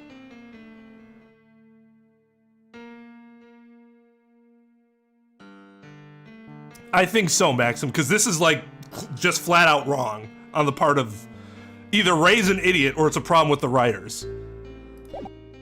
And I refuse to believe Ray's an idiot. People in the law both grow. Miles, to fight crimes as a prosecutor or to save people as a defense attorney. I want you to think carefully about how you want to live your life from now on. I will. Well, if you ask Uncle Ray, you'll always be welcome down at the office. Alrighty then, looks like it's time for Uncle Ray to get going. Next time I see you, I'll be sure to thank you again.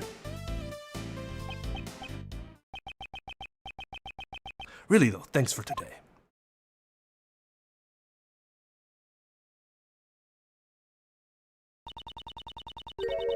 Well, that's why I, as somebody that has written stuff before, if you do not know the answer yourself, you should be researching it or have a consultant.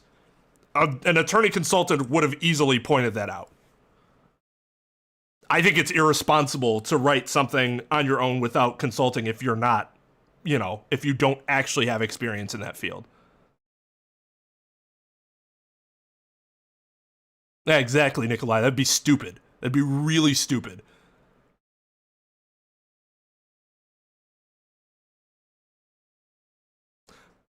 Mr. Shield seems to be in a bit of a hurry.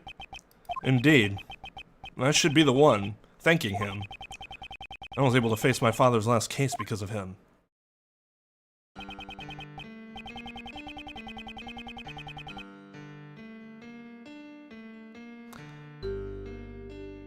When I was young, I wanted to become a great defense attorney like my father. However, under Prosecutor von Karma, I learned the ways of a prosecutor. Thanks to a certain friend, I was able to discover my own path in life. However, right now, there are forces trying to take me off the prosecutor's path. Maybe now is the perfect time to think about how I should live my life.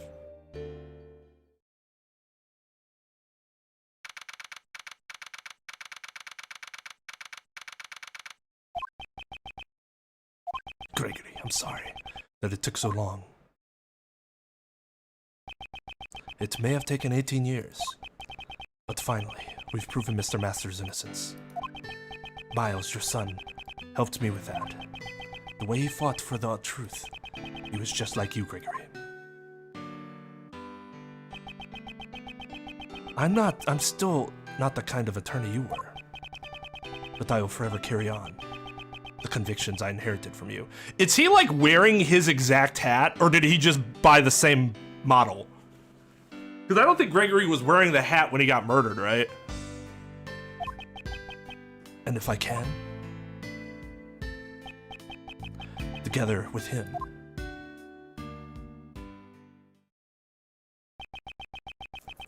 That's a nice touch. To fight crime as a prosecutor, or to save blah blah blah, the path I choose is...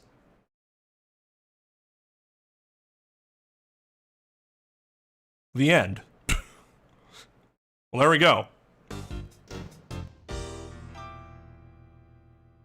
A brand new episode has been added.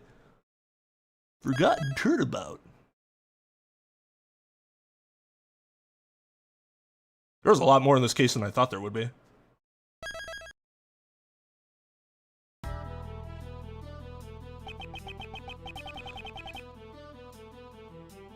From here on out, let the council begin. Let our members discuss this matter with a clear conscience of the goddess of law. Today's deliberations shall be about Miles Edgeworth's aptitude and ability as a prosecutor. Oh, is this Courtney?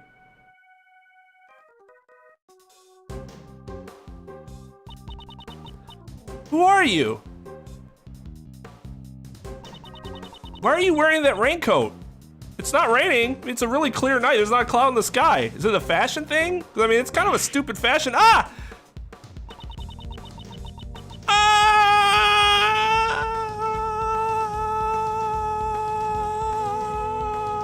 You motherfucker!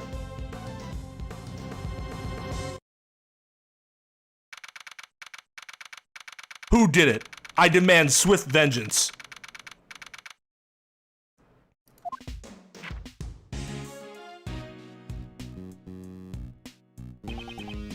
Calm down.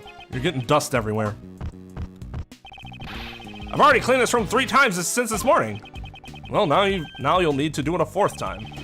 You're way too calm, sir. What if they actually take your badge?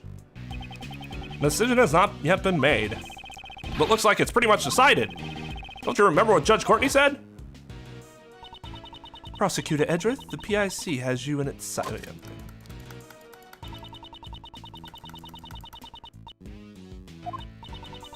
A very tall building, it looked like. I've been ordered to attend the meeting. That is all. I hate this, sir. I won't be able to work with you anymore. As a detective, perhaps you should welcome this turn of events. You would no longer have to work with such a troublesome prosecutor as myself.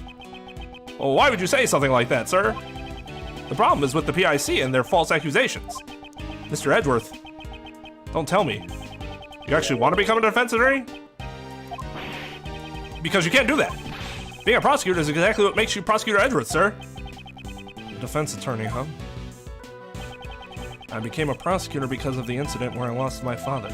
However, the reason I became interested in the legal world was because my father, who passed away, had been a defense attorney.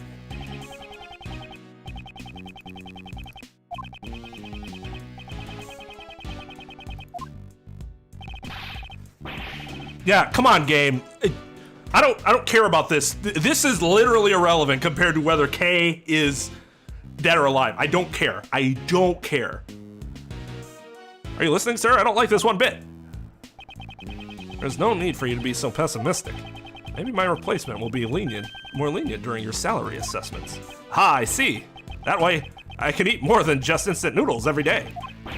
Wait, what am I saying? That's not the point here. He was actually imagining it? We're busy right now. Come back later, pal. Weren't they expecting somebody? A nurse just walks in? Paging Mr. Edgeworth. Is there a Mr. Miles Edgeworth here? Mr. Edgeworth is busy right now. I'll listen to whatever you have to say later, pal. This isn't good. Your face has become all red. A red face, a red face. Like I said, we're kind of busy right now, so... I've got it. You have a little tummy ache, right? It's called for an injection, Stat. Please roll up your sleeves. Ah, no, I'm perfectly healthy. Who might you be? Hi, I'm so sorry. I forgot to introduce myself. My name is Karen Jensen. Well, we've met the Karen.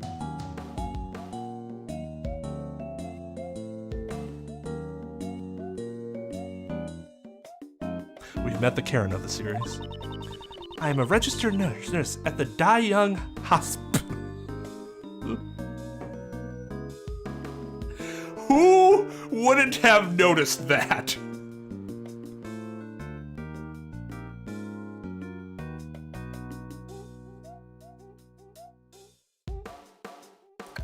It's like Robert Dye and Chandler Young were both, they're like, dude, like, we can't have this hospital be named Die Young.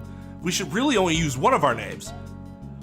Robert Dye's like, well, my name has to be on there. And Chandler's like, oh, well, mine has to be on there too.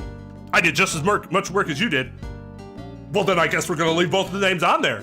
Yeah, see if I care. And so it was.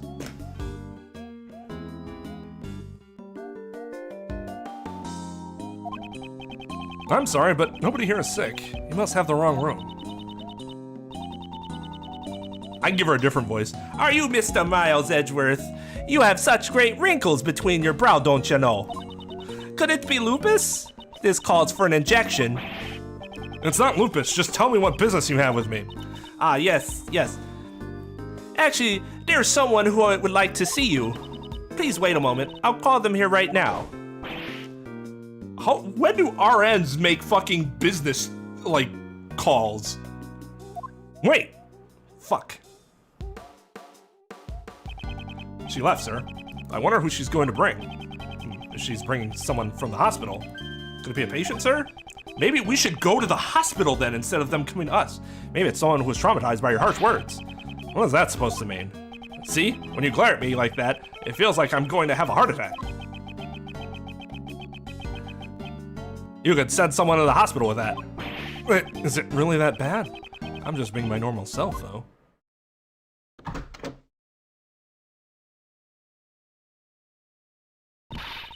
Sorry for the wait. Well, what do you think?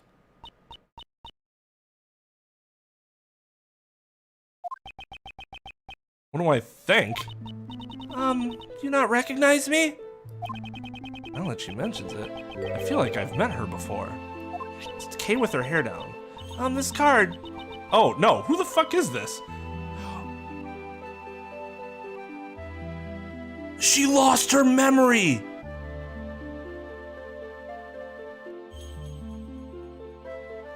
Oh, that sucks. It's like it's obviously Kay. Yeah, I thought of the title and I was like, oh shit.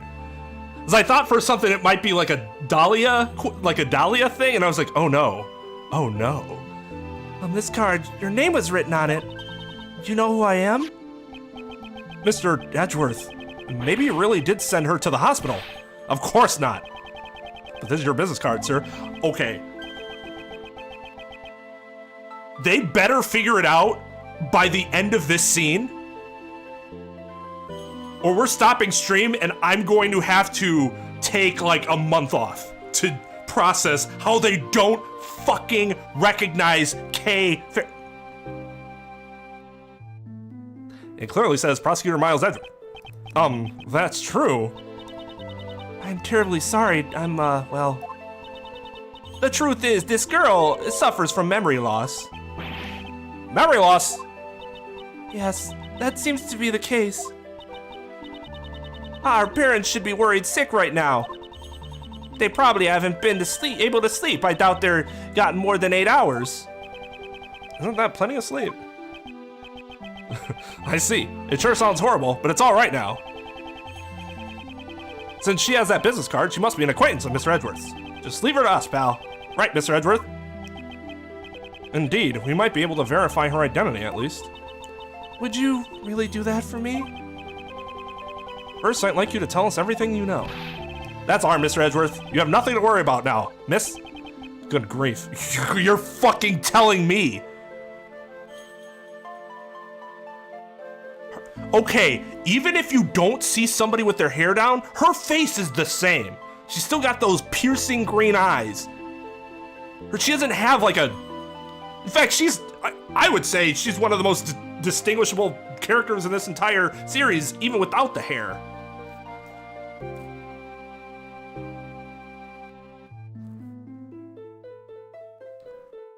And she's been with him like a ton recently.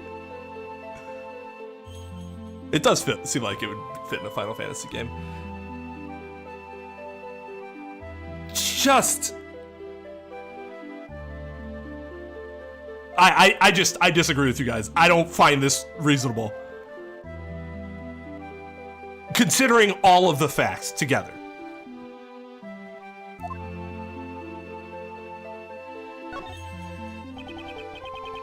But still, where to begin? What should I ask her first? Miss, do you remember your name?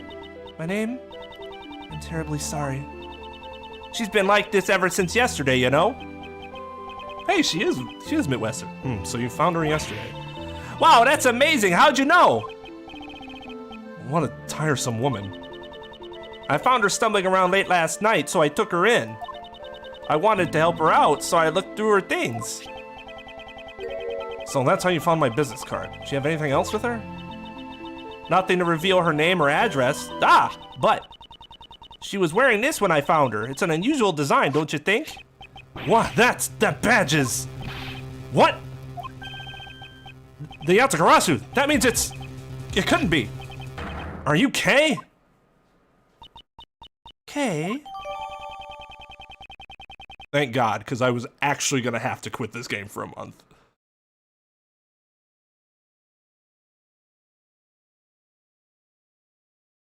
Okay. Phoenix without his hair is not a distinguishable looking person.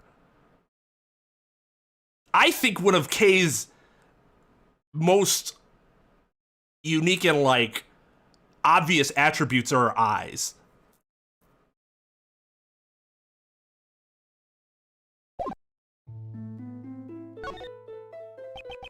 Okay, so now we got past one problem. The second problem is, how the flying fuck is she not dead?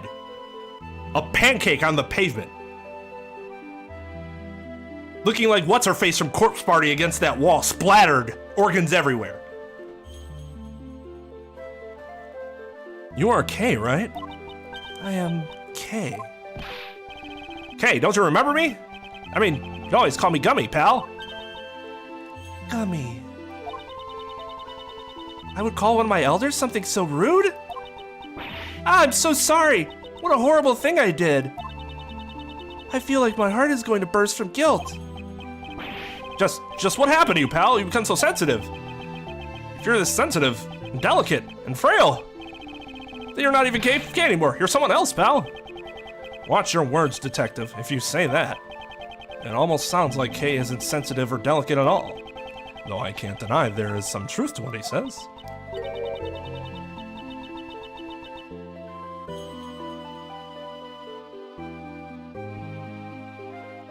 Alright, later, Tara.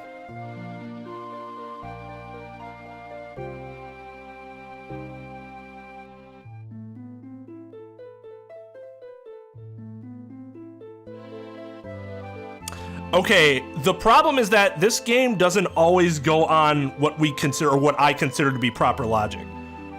So that's not really strong evidence of anything.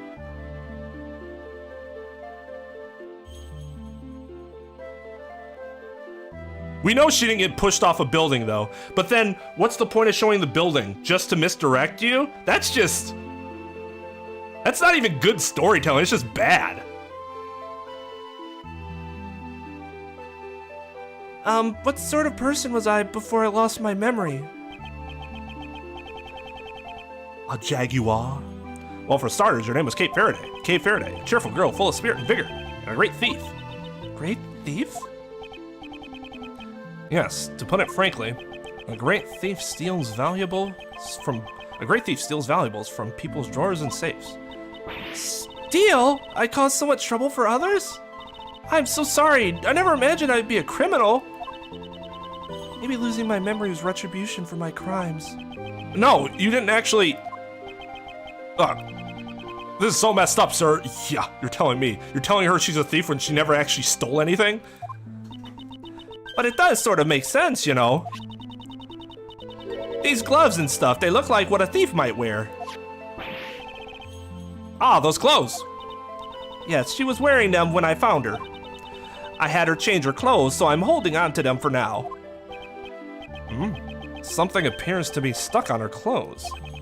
Perhaps it has something to do with Kay's memory loss? I'll send it down to the lab later and have them check it out, sir. Good. I will be counting on you, Detective Gumshoe. At any rate, these really look like a thief's clothes, don't they? I'm a criminal. This is... devastating. It's true you were a great thief, but never once did you commit a crime. That alone, I can assure you. Is that so? Well, then I can't actually call you a great thief, because if you never stole anything, then you're not technically a thief, but You were anyways.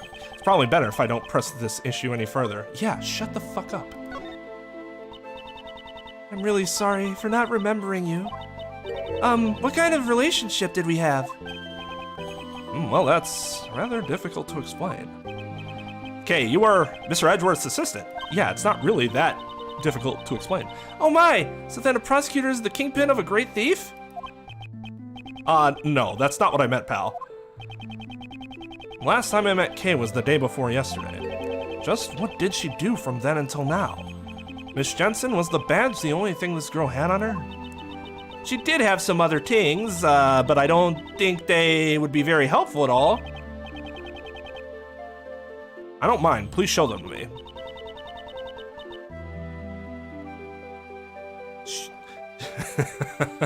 Yeah.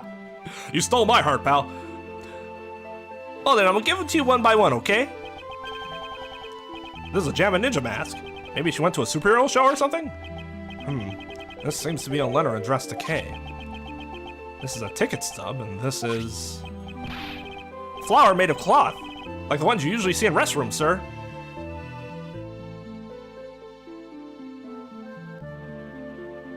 I don't. A corsage is used primarily as an accessory for women. Well, that's everything. Did you find anything out? Not really. They were just a bunch of random things.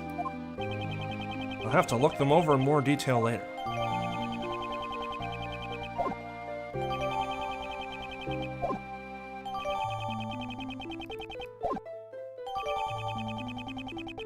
She must love cheese and alcohol. She definitely does.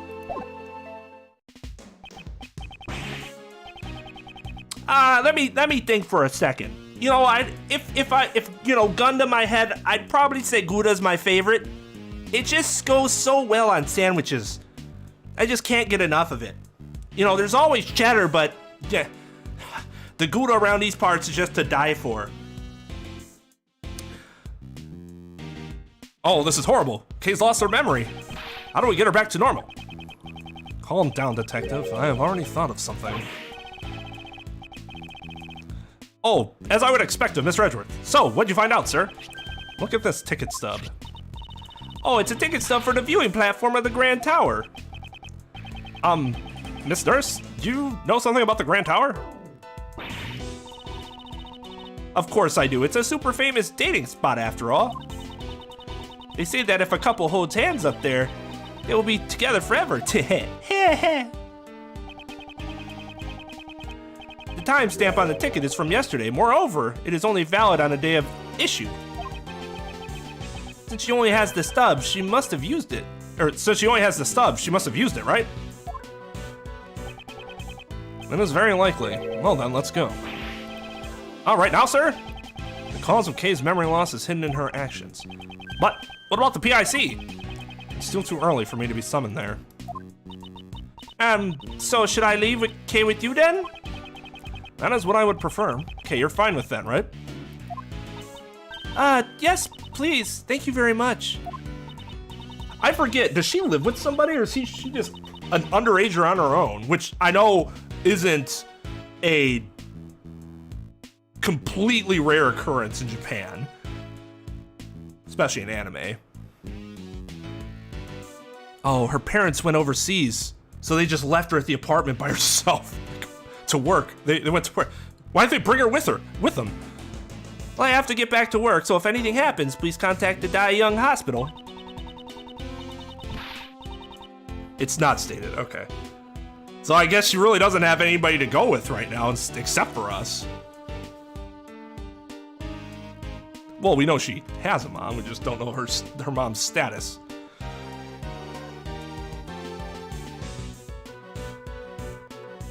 And then she came back. So that's all we know, is that she was with family and then she came back here. But we don't know the circumstances behind that. If you guys need an injection, I'll be there anytime, any place. Well, I mean, if you need an injection. I mean, yeah, sure. Yeah, I understand. I don't think I will call her for an injection, though. Yeah, you don't call a nurse for an injection. It's not how it works. Well then, let's go, detective, and you too, Kay. Yes, sir. Thank you for helping me. Does she have no shoes on? Give her some shoes at least. Okay, she has sandals on now, or slippers or something.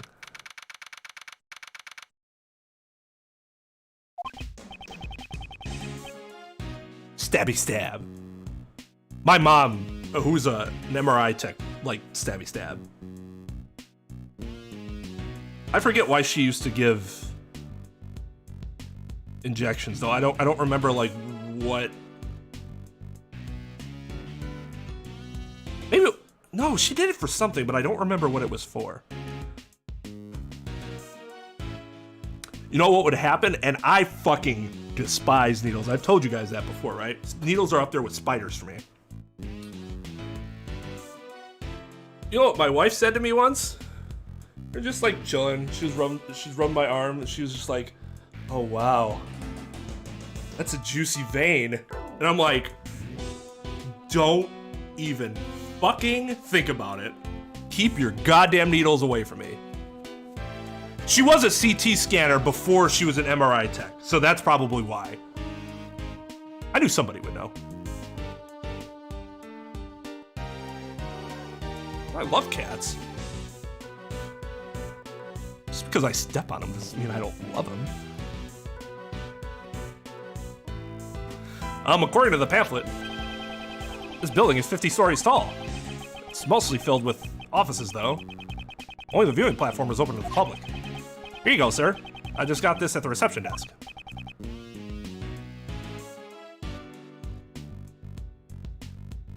So, I disagree with that slightly. I did feel it, but it was really slight and fast. It's one of the best injections I've ever received in terms of, like, it really wasn't, like, I got it, it wasn't really anything. I was like, oh, okay, that wasn't bad. Because for me, what happens is that it's not even necessarily that I'll feel that prick, but like I'll feel pressure and my muscles will tense up. So it almost like artificially creates a prick feeling.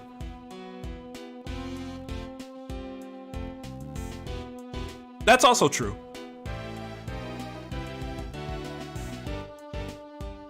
Some are significantly better than others. I've heard about people that have like, they have shitty veins and the nurses can't find them, so they're like poking around, and I'm like, I guess I'm actually happy I have these juicy veins. Good, thank you. Well then, let us head inside immediately. The Grand Tower is collapsing, oh my god! Huh? What? Oh, you can't. No, you can't, please. Wait, who is this? Please, I beg you. Ugh, it's no good. Unless I drink fresh milk, my thoughts just... What? What's going on here? What's wrong, pal? Did something happen at the Grand Tower? Cut.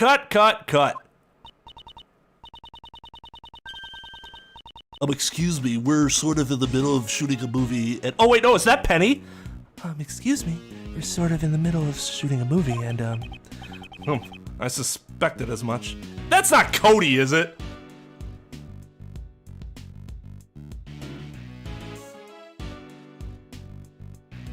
Hey, as long as we got to where we were, that's fine with me. It's not like these juicy veins are going away anytime soon.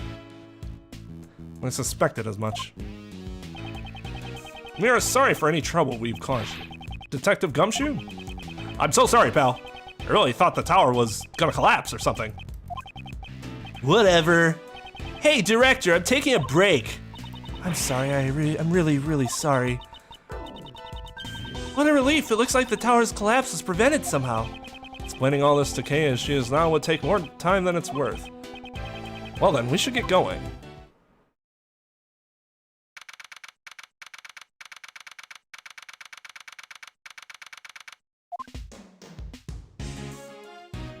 Oh, that's beautiful.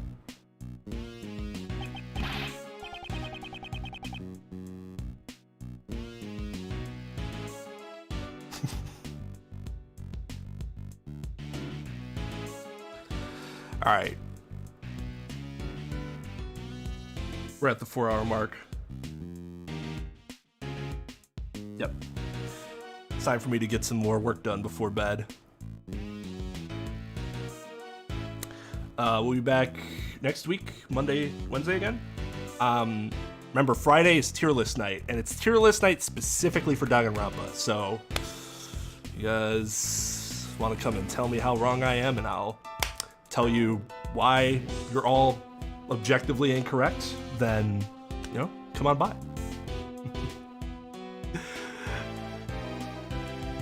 But yeah, I'm very interested in finding out what happens here.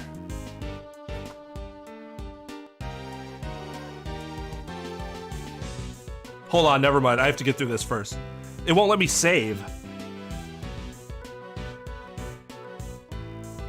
Wow, what a view. I can see my house from here. Eek! The wind is really strong up here. Everything should be fine as long as you stay close to me and Mr. Edward, pal. If you start to blow away, one of us will be sure to catch you. Oh, as if she's a kite. Oh, there we go. Why wasn't it working before?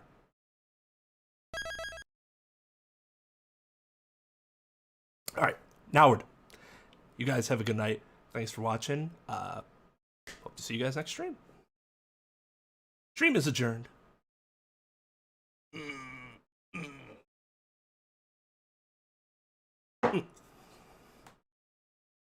Checkpoint, man? That was hilarious. No.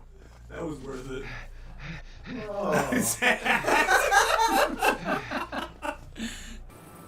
So you're probably, regardless of where you drop it, you're probably gonna have to jump first. Oh, So no, how I do guess you not. jump? I think it's the top, the X. Yeah. There you go.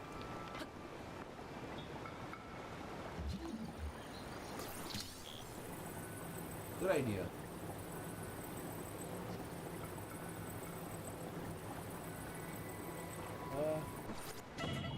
Oh my god! Are you serious? I'm keeping it low. I'll come by again. I actually don't think she would have been able to hear them if she was actually engaged in conversation. Oops, wrong way. Oops! Who says that to themselves out loud?